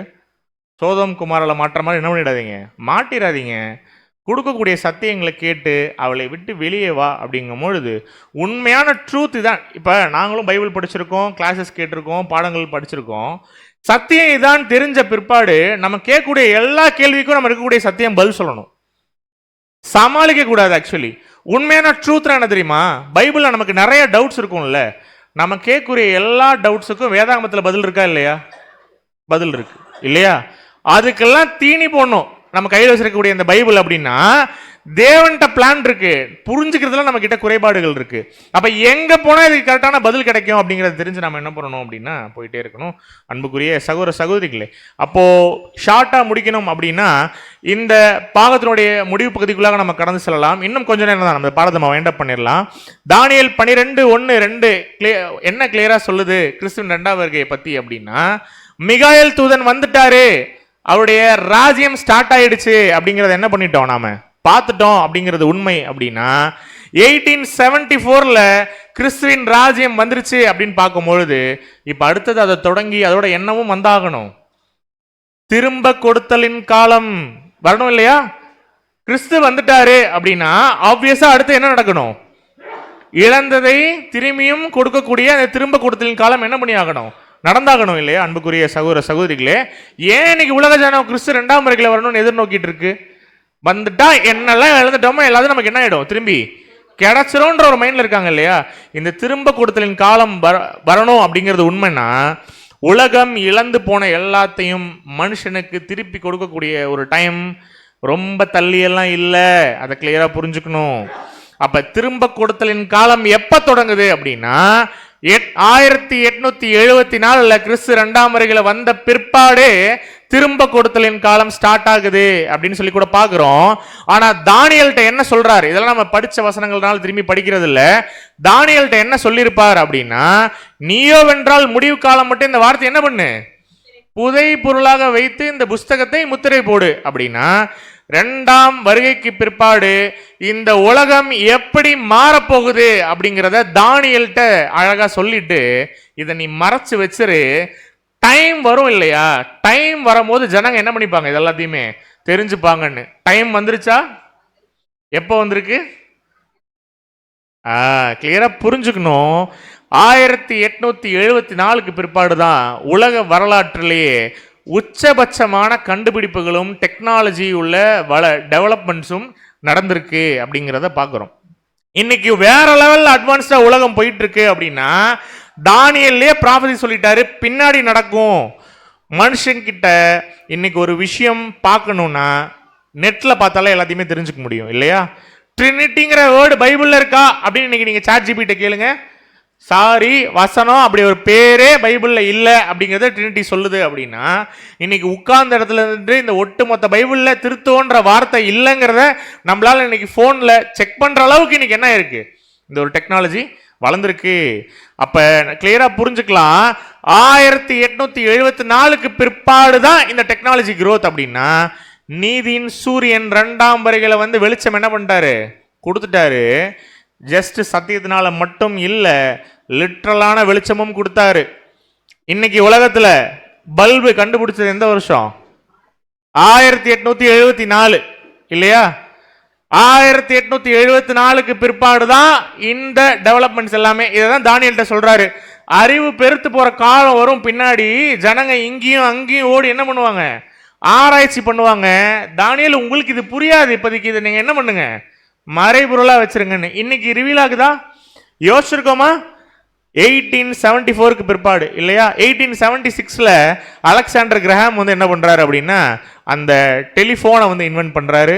அதுக்கப்புறம் 1877 எடிசன் வந்து போனோகிராஃப் வந்து இன்வென்ட் பண்றாரு. இங்க பார்க்கலாம் நம்ம. 1884 வந்து மோட்டார் கார் வந்து இன்வென்ட் ஆகுது. அதுக்கப்புறம் 1887ல பார்த்தீங்கன்னா செல்லுலாய்டு ஃபிலிம் வந்து என்ன ஆகுது அப்படின்னா கண்டுபிடிக்கப்படுது. அதுக்கப்புறம் கொட்டாக் கேமரா வந்து என்ன ஆகுது அப்படின்னா கண்டுபிடிக்கப்படுது. அதுக்கப்புறம் 1889ல first skyscraper in US மாகாணத்தில் நம்ம பல அடுக்கு மாடி குடியிருப்புகள் சொல்கிறோம் இல்லையா, இன்னைக்கு எஸ்பிஆர் சிட்டிலாம் இருக்கு இல்லையா சென்னையில், இது மாதிரி ஒரு ஸ்கை ஸ்கிராப்பர் அந்த டைமில் ஃபஸ்ட்டு எங்கே ஓப்பன் ஆகுது அப்படின்னா 1889ல யூஎஸில் ஓப்பன் ஆகுது. அதே நேரத்தில் சினிமாட்டோகிராஃபி இன்னைக்கு 75mm 100mm டால்பி அட்மாஸ் எவ்வளோ டெக்னாலஜி சொல்கிறாங்க இல்லையா, அன்னைக்கு இருந்த சினிமாட்டோகிராஃபி 1893க்கு அப்புறம் தான் கிடைக்குது. 1894ல் ஸ்டீம் டர்பைன் ஷிப் என்ன பண்ணுறாங்க, அங்கே மேனுஃபேக்சர் பண்ணுறாங்க.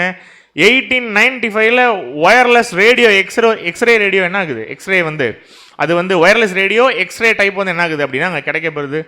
இன்றைக்கி நாமெல்லாம் அட்வான்ஸில் இருக்கோம் இல்லையா, எம்ஆர்ஐங்கிறோம் இல்லையா, சோனோகிராஃபிங்கிறோம். அன்னைக்கு இருந்தது. 1926ல் டெலிவிஷன் கண்டுபிடிக்கப்படுது. 1939 கால்குலேட்டர் இல்லையா, இன்னைக்கு நம்ம இந்த ஃபோனில் வச்சுருக்கோம் இல்லையா, எது கேட்டாலுமே அதெல்லாம் அன்னைக்கு எப்படி இருந்திருக்கு பாருங்க அந்த கால்குலேட்டர்ஸ் எல்லாமே. 1994ல் டிஜிட்டல் கம்ப்யூட்டர். இன்னைக்கு இந்த லேப்டாப் ஓப்பன் பண்ணி ஒரு பாடம் பார்க்குறோம் இல்லையா, அன்னைக்கு இத்தனை கனெக்ஷன்ஸ் கொடுக்கணும் ஒரு கம்ப்யூட்டரில் ஒரு ப்ரோக்ராமிங் பண்ணணும் அப்படின்னா. மைக்ரோவேவ் அவன் இருந்திருக்கு 1945ல். 1946ல் எலக்ட்ரானிக் டிஜிட்டல் கம்ப்யூட்டர். நம்ம பார்க்குற இந்த லேப்டாப் இன்னைக்கு ஒன்றுமே இல்லை இல்லையா, மடிச்சு பேக்கில் வச்சு எடுத்துகிட்டு போயிடுறோம். அன்னைக்கு இத்தனை ஒயர்ஸ் கனெக்ட் ஆகிருந்தால் தான் அது ப்ராசஸ் பண்ணி அந்த அவுட்புட்டே கொடுக்கும் இல்லையா. அதே நேரத்தில் ஸ்பேஸ் சேட்டலைட் இதெல்லாம் எப்போங்க நடக்குது? 1974 டெஸ்ட் டியூப் பேபி இதெல்லாம் எப்போ தான் கிடைக்குது? 1874ல் கிறிஸ்து 2ஆம் வருகையில வந்துட்ட பிற்பாடு இவ்வளோ விஷயங்கள் உலகத்தில் நடக்குது இல்லையா. இதெல்லாம் ஞாபகம் இருக்கா யாருக்காவது? எனக்கெல்லாம் ஞாபகம் இருக்குது, ஏன்னா இந்த ஃபோன்லாம் யூஸ் பண்ணியிருக்கேன். இனி வர குழந்தைகள், என்னோட குழந்தைக்கு இதெல்லாம் தெரியுமா, இப்படி ஒரு ஃபோன் இருந்ததா அப்படின்னா நெட்டில் பார்த்தா தான் என்ன பண்ணிக்கணும், தெரிஞ்சுக்க முடியும் இல்லையா. வேர்ல்டு வைடு வெப் இன்னைக்கு தான் ஏஐ, ChatGPT, டீப்சீக்கு, ஜெமினி ஏஐ எல்லாமே. ஒரு காலத்தில் இதெல்லாம் தான் தேடிட்டு இருந்தோம், போயிட்டு www.google.comனு போட்டு என்ன பண்ணுவோம், ஒரு விஷயங்களை தேடிட்டு இருந்தோம் இல்லையா. டெக்னாலஜி இன்னைக்கு நீங்களும் நானும் வாழக்கூடிய இந்த காலப்பகுதி எப்படி இருக்கு அப்படின்னா, ஒரே ஃபோனில் எல்லாமே அடங்கிருச்சு இல்லையா. ஒரு காலத்தில் இப்படி மாட்டு வண்டியில் போயிட்டு இருந்த நமக்கு ஒரு காலம் மாட்டு வண்டிலாம் கூட வேண்டாம், நம்ம வீட்டில் டிவிஎஸ் மொபைல் ஏதோ ஒன்று வச்சுருப்போம் இல்லையா ஆரம்ப காலத்தில். அப்போது 20 இயர்ஸ் கூட இல்லை, 15 இயர்ஸில் நீங்கள் ஓலா ஊபரில் போவீங்க அப்படின்னு நம்ம கிட்ட சொல்லியிருந்தா நமக்கு எப்படி இருந்திருக்கும்? ஏதோ பைத்தியக்கார மாதிரி உளறிட்டு இருக்கான் பாரு அப்படின்னு இருப்போம் இல்லையா? ஆனால் இன்னைக்கு என்ன நடக்குது இல்லையா? ஓலா ஊபர் இதெல்லாம் வீடு இல்லை, இது ஆக்சுவலி ஒரு பஸ்ஸு. டெக்னாலஜி பாருங்க எந்த அளவுக்கு டெவலப் ஆயிருக்குன்னு. இன்னைக்கு டாக்டர்ஸ் பக்கத்தில் இருக்க தேவையில்ல, டாக்டர் 1000 மைலுக்கு தள்ளி இருந்து அவரால் என்ன பண்ண முடியுதுன்னா ப்ரோக்ராம்டு சர்ஜரி ரோபோட்னால பண்ண முடியுது. ரோபோட்ஸ் பண்றாங்க. 10 வருஷத்துக்கு முன்னாடி இது நமக்கு ஆச்சரியமா இருந்திருக்கும். இன்னைக்கு நடக்குது இல்லையா? இந்த உட்கார்ந்த இடத்துல இருந்து உள்ளங்கையிலிருந்து ஒட்டுமொத்த உலகத்தில் என்ன நடக்குதுங்கிறத நம்மளால தெரிஞ்சுக்க முடியுதுன்னா இந்த ஏஐனுடைய டெவலப்மெண்ட்ஸ்.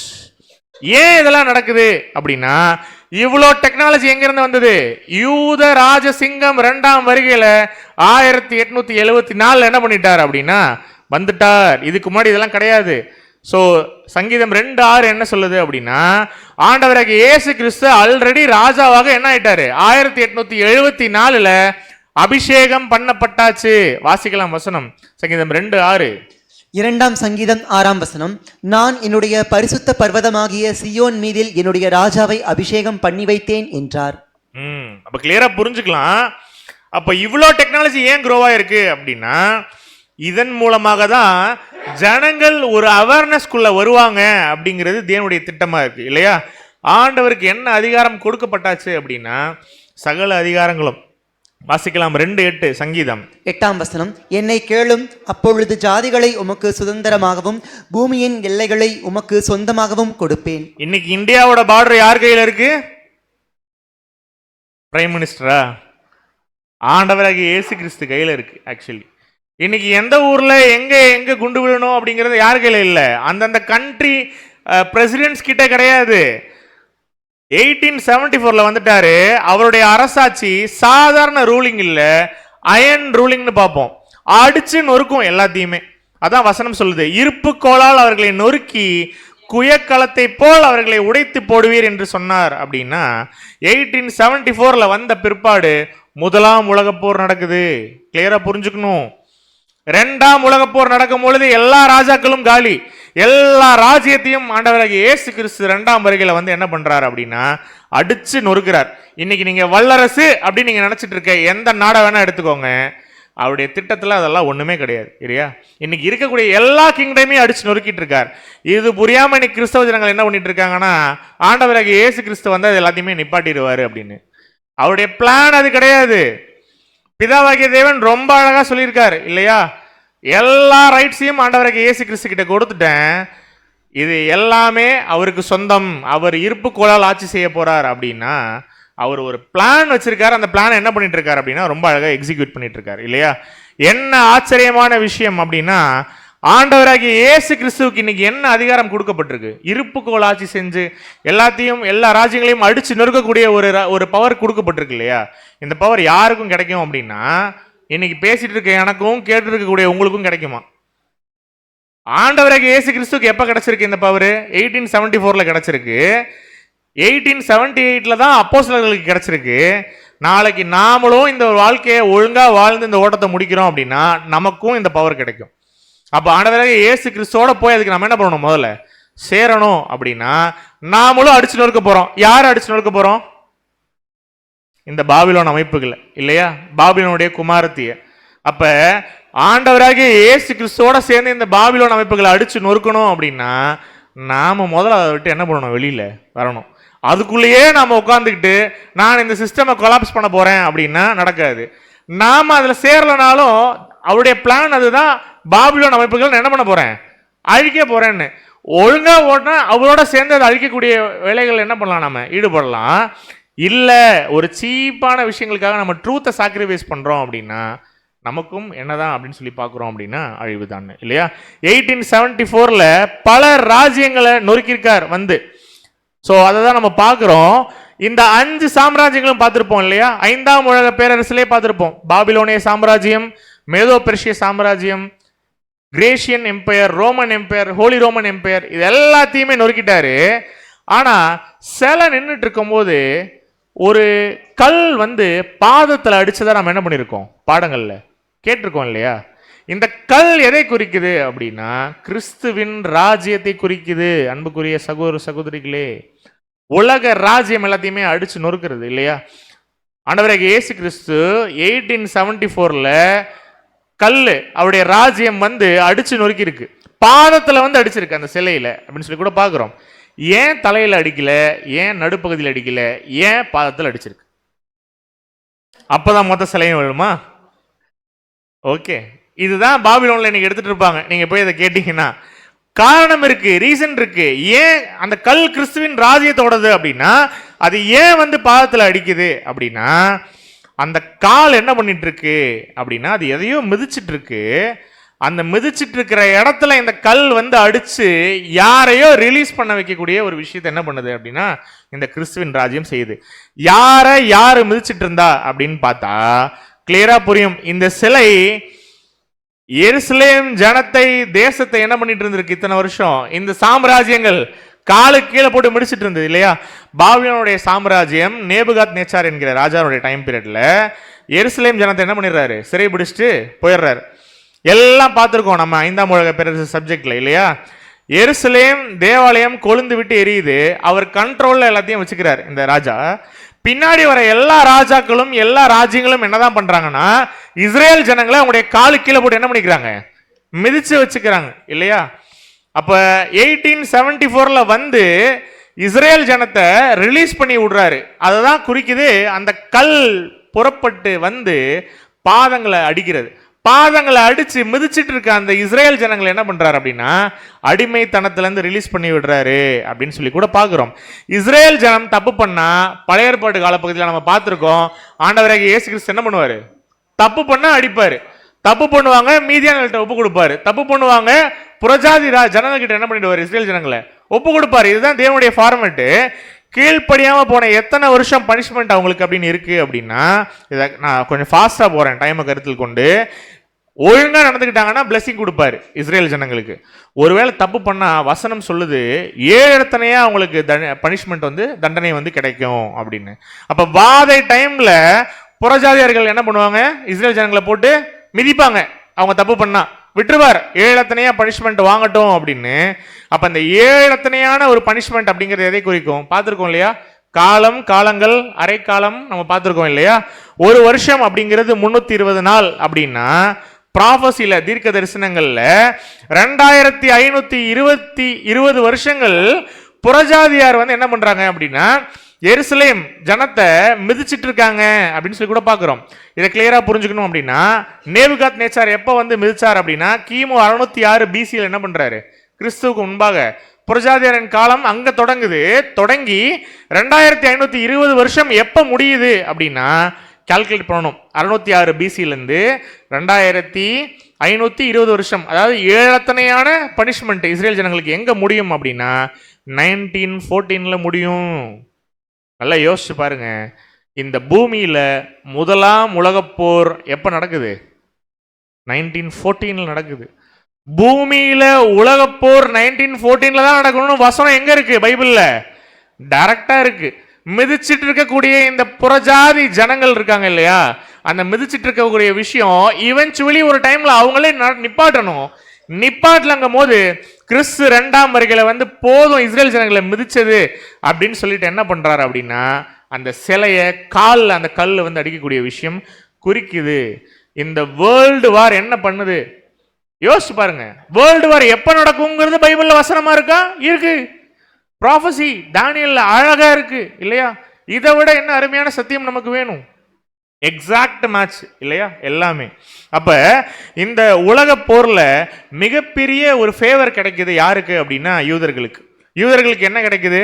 யூதர்கள் வந்து இந்த முதலாம் உலக போரை ஜெயிக்கிறதுக்கு நிறைய ஃபேவர் பண்றாங்க அவங்களுடைய கண்டுபிடிப்புகள் மூலமாக. அப்போ கேட்குறாங்க யூதர்கள் கிட்ட வந்து உங்களுக்கு என்ன வேணும், இவ்வளோ ஹெல்ப் பண்ணியிருக்கீங்களே இந்த வாரம் வின் பண்றதுக்கு அப்படின்னு கேட்கும் போது பால்ஃபோர் கேட்குறாரு. கேட்கும் பொழுது நாங்கள் வாழ்ந்த எங்களுடைய சொந்த தேசத்துக்கு நாங்கள் போகணும் அப்படிங்கிற ஒரு கோரிக்கையை யார் வைக்கிறா அப்படின்னா இந்த முதலாம் உலகப்போருடைய வெற்றிக்கு காரணமாக இருந்த யூதர்கள் வைக்கிறாங்க. இப்போ இஸ்ரேல் தன்னுடைய சொந்த ஊருக்கு போக பர்மிஷன் கிடைக்குது அப்படின்னு பார்க்குறோம். இதுதான் இஸ்ரேல் ப்ராஃபஸின்னு ஒரு பாடம் என்ன பண்ணியிருப்போம், ஃபுல்லாக பார்த்துருப்போம் இல்லையா? ராஜ்யத்தை தகர்க்க ஒரு ராஜ்யம் வரணும் இல்லையா? 1914ல ரிலீஸ் ஆக 1874ல கல் வந்து என்ன பண்ணுது, ஆக்சுவலி பேருந்து வந்து இஸ்ரேலை ரிலீஸ் பண்ணுதுன்னு பார்க்குறோம். ஸோ எல்லா சாம்ராஜ்யமும் இன்னைக்கு எப்படி இருக்கு? Ukraine, Palestine, Pakistan, Nepal, Bangladesh, Iran, Iraq, இன்னைக்கு ரொம்ப சேஃப்னு சொல்லிட்டு இருந்த கல்ஃப் கண்ட்ரீஸ் இன்னைக்கு என்ன ஆயிட்டு இருக்கு? எல்லா இடத்துலையும் நெருப்பு பத்தி எரியுது இல்லையா? பதர் மாதிரி இருந்தா கிறிஸ்துவனுடைய ராஜ்யத்துல காத்து அடிக்கும் போது பதர் நிக்குமா? காத்து அடிக்கும் போது பறந்து போயிடும் இல்லையா? அந்த மாதிரி காத்து அடிச்சா எல்லாமே காலி இல்லையா? வசனம் அதான் சொல்லுது. நம்ம கூட நிறைய இடங்கள்ல வாசிருக்கோம், 4 காத்துக்களை ரிலீஸ் பண்ணாம தூதன் என்ன பண்ணிட்டு இருக்காரு, கரங்கள்ல பிடிச்சிட்டு இருக்காரு அப்படின்னு. அந்த தூதன் அந்த 4 காற்றுகளை விட்டா என்ன ஆயிடும்? எல்லாம் காலி இல்லையா?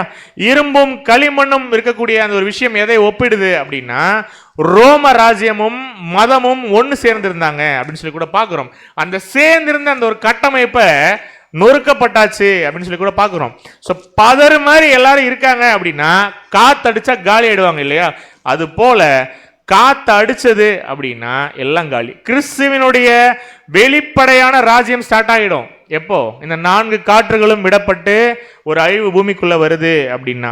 திருவிவிலியத்தில் உள்ள வசனம் வெர்ஷன் இருக்கும் பாருங்க, 2:44 வாசிக்கலாம். தானியேல் 2ஆம் அதிகாரம் 44ஆம் வசனம், திருவிவிலியம்.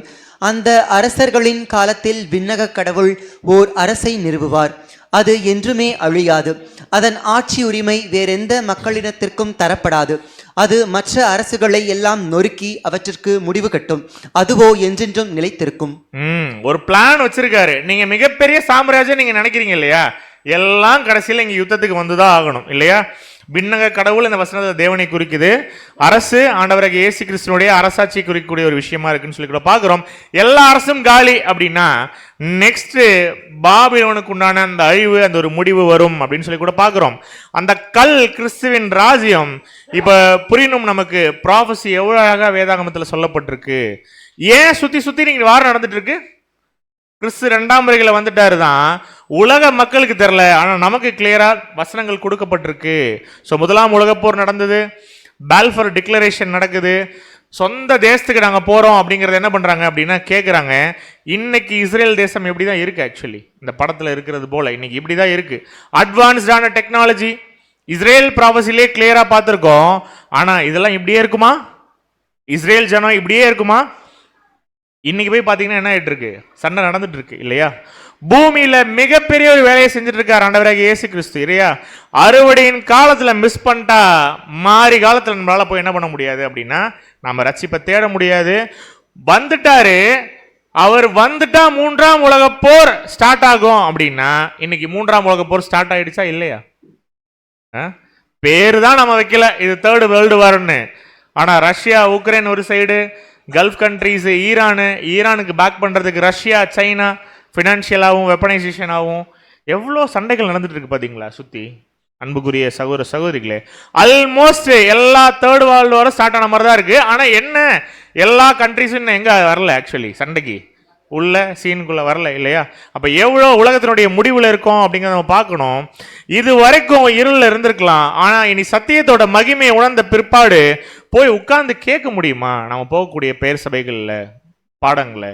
யோசிச்சு பாருங்க அன்புக்குரிய சகோதர சகோதரிகளே. தேவனுக்கு எதிர்த்து நின்று அப்படி போய் நாம உட்கார்ந்துட்டு அதை கேட்டாதான் நம்முடைய மனசு தான் ஒத்துக்குமா அப்படிங்கிறத நீங்க யோசிச்சு பாருங்க இல்லையா?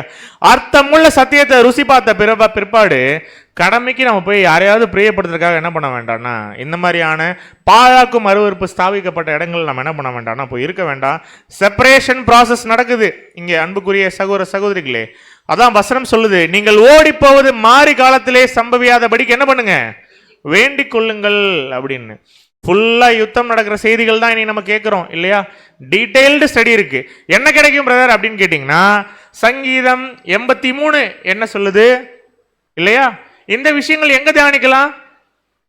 ஆழமான சத்தியங்கள் எங்க கிடைக்குமோ அந்த இடத்துக்கு நீங்க தேடி ஓடுறீங்கன்னா அங்க இந்த மாதிரியான ட்ரூத் கிடைக்கும் இல்லையா? வெறும் பாலாகாரம் கொடுத்துட்டு இருந்தா என்ன புரியாது? சங்கீதம் 83 என்னன்னு புரியாது, எசேக்கியேல் 38 என்னங்கிறது என்ன பண்ணாது, நமக்கு புரியாது. அன்புக்குரிய சகோதர சகோதரிகளே, யாக்கோபின் இக்கட்டு காலம் வரும், அப்ப சகல ஜாதிகளையும் தேவன் என்ன பண்ணுவார், அங்க கூட்டுவார் அப்படின்னு வசனம் பார்த்துருக்கோம் இல்லையா? சகரியா 14:2. இன்னைக்கு 3ஆம் உலகப் போர் ஸ்டார்ட் ஆகக்கூடிய ஒரு சூழல் இன்னைக்கு போயிட்டு இருக்கு அப்படின்னா, பிபிடியில் இந்த ஸ்லைடெல்லாம் நம்முடைய அன்புக்குரிய சகோதர சகோதரிகள் ஒரு 10-15 வருஷத்துக்கு முன்னாடி என்ன பண்ண ஆரம்பிச்சிட்டாங்க, இந்த பாடங்கள் எல்லாம் எடுக்க ஆரம்பிச்சிட்டாங்க. இதே சென்னையில் இல்லையா? 10 வருஷத்துக்கு முன்னாடி நான் சொன்ன அதே ஒரு எக்ஸாம்பிள் தான். அன்னைக்கு நமக்கு தெரிஞ்சதெல்லாம் ஸ்ரீலங்காவில் நடந்த வார் மட்டும்தான் இல்லையா? ஆனால் 10 வருஷம் 20 வருஷத்துக்கு முன்னாடியே இந்த ட்ரூத்தை நம்ம கையில் பெற்றுக்கொண்ட நாம இன்னைக்கு நாங்கள் என்ன பெருமையாக உங்ககிட்ட சொல்கிறோம் அப்படின்னா, தேவன் எங்களுக்கு வெளிப்படுத்தின சத்தியத்தை உங்களுக்கு நாங்கள் வெளிப்படுத்துகிறோம். எந்த அளவுக்கு இனி நடக்கக்கூடிய விஷயங்களையும் தேவன் நமக்கு அழகாக கோடிட்டு காட்டிட்டு இருக்காரு. இந்த ட்ரூத்தில் நம்ம உண்மையாக ஓடும் பொழுது நமக்கு இன்னும் அதிகமாக வெளிப்படுத்துவார் அப்படிங்கிறத நம்ம கிளியராக புரிஞ்சுக்கணும். அறுவடையின் காலம் முடிஞ்ச உடனே சகல ஜாதிகளும் எதிராக வரும். யாருக்கு எதிராக அப்படின்னா, இஸ்ரேல் தேசத்துக்கு எதிராக. இன்னைக்கு எல்லா ஜாதிகளும் இஸ்ரேலுக்கு அகேன்ஸ்டா கூடிருச்சா? கூடிட்டு இருக்கு இல்லையா? ஒட்டுமொத்த உலக ஜனமும் கூடிருச்சா இன்னைக்கு இஸ்ரேலுக்கு அகேன்ஸ்டா அப்படின்னு ஒரு கேள்வி வச்சா நடந்துட்டு இருக்கு. ஆனா எங்கேயோ தள்ளி நடக்கும், என்ன பண்ண வேண்டாம், நினைக்க வேண்டாம். அப்ப என்ன கிளியரா புரிஞ்சுக்கலாம், இன்னும் கொஞ்ச நாள்ல முற்பிதாக்களை தேவன் என்ன பண்ண போறார் அப்படின்னா உயிர் தெழுப்ப போறார். அவங்க உயிர் தெளிந்து முற்பிதாக்கள் இஸ்ரேல் ஜனங்களுக்காக என்ன பண்ண போறாங்க, வந்து நிக்க போறாங்க. தேவனுடைய வார்த்தைகளின்படி வசனம் சகரியா 12:4 வாசிக்கலாம். சகரியா 12:4. அந்நாளிலே நான் குதிரைகளுக்கெல்லாம் திகைப்பையும் அவைகளின் மேல் ஏறி இருக்கிறவர்களுக்கெல்லாம் புத்தி மயக்கத்தையும் வரப்பண்ணி யூதா வம்சத்தின் மேல் என் கண்களை திறந்து வைத்து ஜனங்களுடைய எல்லா குதிரைகளுக்கும் குருட்டாட்டத்தை உண்டு பண்ணுவேன் என்று கர்த்தர் சொல்லுகிறார். இதெல்லாம் பார்க்க நம்ம பின்னாடி இருப்போமான்னு தெரியல. ஆனா உண்மையா சபையா ஓடுனா பின்னாடி என்ன நடக்குன்னு யோசிக்க வேண்டாம். ஆனா பின்னாடி என்ன நடக்க போகுதுங்கிறத வசனம் ரொம்ப அழகா சொல்லியிருக்கு. யுத்தத்துல இஸ்ரேல் ஜனங்க ஒரு கட்டத்துல ஒட்டுமொத்த நாடுகளும் எதிரியா வந்து அடிக்கும் பொழுது ஒரு தோல்விக்குள்ளாக போகக்கூடிய ஒரு சூழ்நிலை மாதிரி தெரியும். ஆனா அவங்க தோத்துருவாங்களா இஸ்ரேல் ஜனங்க அப்படின்னு கேட்டா கிடையாது. இஸ்ரேல் ஜனங்க என்ன பண்ணுவாங்க, உண்மையான மெசையா யாரு, நம்முடைய ஆண்டவராகிய இயேசு கிறிஸ்து யாரு அப்படிங்கறத என்ன பண்ணுவாங்கன்னா ரியலைஸ் பண்ணுவாங்க. வாசிக்கிற வசனம் கூட சகரியா 12:10 ரொம்ப அதான் சொல்லும். கண்டிப்பா லாஸ்ட் டைம்ல மகா உபத்திரவம் முடிகிற டைம்ல இஸ்ரேல் ஜனம் அந்த ஃபைட் எண்ட் ஆக போற அந்த டைம்ல மிகப்பெரிய ஒரு வெற்றி கிடைக்கும் இஸ்ரேல் ஜனங்களுக்கு. தேவன் ஆவி அவங்களுக்கு கொடுக்கும் பொழுது புரிஞ்சுப்பாங்க, 2ஆம் வருகையில வந்திருக்கிறது யாரு தான், மெஸ்ஸையா தான். அன்னைக்கு அவங்களுக்கு தெரியக்கூடிய விஷயம், இன்னைக்கு இந்த ஜிஜி பார்ட்டி ஹாலில் தேவன் நமக்கு என்ன பண்ணிட்டு இருக்காரு அப்படின்னா கிறிஸ்துவின் 2ஆம் வருகைனா என்ன அப்படிங்கறத நமக்கு புரிய வச்சுட்டு இருக்காரு இல்லையா? நேர்ல வந்து ஃபர்ஸ்ட் அவர் 1ஆம் வருகையில வந்து சொன்னதை அவங்க கேட்டாங்களா அப்படின்னா கேட்கல. ஃபீல் பண்ணி அழுவாங்க அந்த டைம்ல இல்லையா? எங்களுடைய ஆண்டவராகிய இயேசு கிறிஸ்துவ மெஸ்ஸியாவை நாங்கள் என்ன பண்ணிட்டோம், அவர் 1ஆம் வருகையில வரும்பொழுது நாங்கள் அவரை அக்செப்ட் பண்ணிக்கல. அவங்க ராஜாவா அவர் வருவாருன்னு அவங்க என்ன பண்ணிட்டு இருந்தாங்க, லிட்டரலா எதிர்பார்த்துட்டு இருந்தாங்க. அப்ப இஸ்ரேல் ஜனம் இந்த ஃபுல்லா இதை உணர ஸ்டார்ட் பண்ண பிற்பாடு வெளியரங்கமான ராஜ்யம் அங்கிருந்து என்ன ஆகும், பூமியில ஸ்தாபிக்கப்படும் இல்லையா? பருஷியா, நாம் இன்னைக்கு இருக்கிறது எபிஃபானியான்னு சொல்லிட்டோம். அப்போகலிப்சிஸ், இதான் கிறிஸ்துவனுடைய ராஜ்யம் வெளிப்படையாக தெரியக்கூடிய ஒரு ஸ்டேஜ் அப்படிங்கிறத நம்ம பார்க்கிறோம். ஸோ அப்போ கூட நம்ம பேரபிள்லாம் நம்ம பார்த்துருக்கோம் இல்லையா? அந்த ராஜ்யம் வெளிப்படையாக ஸ்டார்ட் ஆன பிற்பாடு 1000 வருஷம் முடியும் பொழுது அங்க ஒரு அறுவடை நடக்கும் இல்லையா? இன்னைக்கு நாம இருக்கிறது 2ஆம் அறுவடை அப்படின்னு ரொம்ப அழகா பதில் சொன்னீங்க. அன்னைக்கு ஒரு அறுவடை நடக்கும், அதான் வெள்ளாடு செம்மறியாடு இல்லையா? 3ஆம் அறுவடையில நம்ம சப்ஜெக்ட் பார்த்துருக்கோம். இந்த செப்பரேஷன்ல கீழ்ப்படுகிற ஜனம் யுகத்துக்குள்ள தேவன் என்ன பண்றாராம், கொண்டு போறாராம். ஒருவேளை கீழ்ப்படியாத ஜனத்தை அழிச்சிடுறார் அப்படின்னு சொல்லி கூட பார்க்கிறோம். ஸோ செம்மறி ஆடு மாதிரி இருந்தா ஆதாம் வந்து ஏதேன் தோட்டத்தில் என்ன நிலைமையில படைக்கப்பட்டாரோ அதே நிலைமையில கீழ்ப்படுகிற இந்த ஒரு மக்களுக்கு ஒரு அருமையான ஒரு ஆசீர்வாதத்தை தேவன் என்ன பண்ணுவார் அப்படின்னா பின்னாடி ஃபியூச்சர்ல கொடுப்பார்.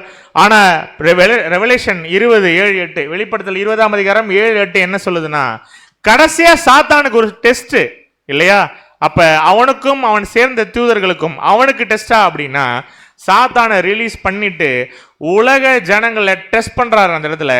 கடைசியா அந்த டெஸ்ட் முடிச்ச பிற்பாடு சாத்தான் என்ன பண்ணிடுறாரு அப்படின்னா சாத்தானையும் அவன் சார்ந்த விழுந்து போன தூதர்களும் என்ன பண்ணிடுறாரு, அழிச்சிடுறாரு. ஸோ அவன் பேச்சை கேட்டு, சாத்தானுடைய பேச்சை கேட்டு உலக ஜனங்கள் யாராவது அப்பையும் இவ்வளோத்தையும் ருசி பார்த்தும் தவறு செய்யறாங்க அப்படின்னா மீதி இருக்கக்கூடிய கீழ்ப்படியக்கூடிய ஜனத்தை மட்டும் அவர் உள்ள கொண்டு போயிட்டு ஏதேன் தோட்டத்தில் இருந்த மாதிரியான ஒரு பிளெஸிங்கை கொடுத்துட்டு உலகத்தையே ஏதேன் தோட்டம் போல மாற்றுவார். கீழ்ப்படியாதவர்கள் என்ன பண்ணுவார் அப்படின்னா அழிச்சிருவாருன்னு சொல்லி கூட பார்க்குறோம். அதான் வசனம் ரெவலேஷன் 21:4 சொல்லுது, வாசிக்கலாம். வெளிப்படுத்தல் 21:4 அவர்களுடைய கண்ணீர் யாவையும் தேவன் துடைப்பார், இனி மரணமும் இல்லை, துக்கமும் இல்லை, அலறுதலும் இல்லை, வருத்தமும் இல்லை, முந்தினவைகள் ஒழிந்து போயின என்று விளம்பினது. யார் துடைக்க போறா? அவருடைய கண்ணீர் யாவையும் தேவன் துடைப்பார்னா யுகா யுகத்தில் நடக்கக்கூடிய விஷயங்களை பத்தி பேசிட்டு இருக்காரு. தேவன் துடைப்பாரு. இதுக்கு முன்னாடி இருந்த எல்லாமே ஓவர். நித்தியத்துக்கும் உலகத்துல ஒரு பூரண ஒரு சந்தோஷம் சமாதானம் இருக்கும் அப்படிங்கிறத பார்க்குறோம். ஸோ இப்போ இதெல்லாமே கிறிஸ்துவனுடைய வெளிப்படையான ராஜ்யத்தில் நடக்கக்கூடிய ப்ராசஸ். ஆனால் நீங்களும் நானும் இன்னைக்கு நாம எதில் இருக்கோம்? எந்த ஸ்டேஜில் இருக்கோம்? எபிஃபானியா ஸ்டேஜில் இருக்கும் இல்லையா? இப்போ தேவன் நமக்கு மட்டும் நம்மளை உட்கார வச்சு என்ன பண்ணிட்டு இருக்காரு அப்படின்னா ஒரு டெஸ்ட் கொடுக்குறாரு. இந்த டெஸ்ட்டை நம்ம என்ன பண்ணணும் அப்படின்னா சக்ஸஸ்ஃபுல்லாக செஞ்சு பாஸ் ஆகணும் இல்லையா? நாம் ஒருவேளை லேட் பண்ணிட்டு இருக்கோம். ஏன்னா அவருடைய பிள்ளைகளுக்கு மட்டும் தெரிந்தபடி அவர் என்ன பண்ணிட்டு இருக்காரு, ஆக்சுவலி வேலை செஞ்சுட்டு இருக்காரு. ஆனா இந்த 3ஆம் உலக யுத்தம், இந்த அப்போகலிப்சிஸ்லாம் ஏதோ பின்னாடி ரொம்ப தள்ளி நடக்கிற மாதிரி இருக்கா? இன்னைக்கு நடக்கக்கூடிய யுத்தங்களுடைய செய்திகளை பார்க்கும்போது நாம இன்னும் எந்த அளவுக்கு முடிவு பகுதிக்குள்ள நெருக்கி போயிட்டு இருக்கோம் அப்படிங்கிறத புரிஞ்சுக்கணும்.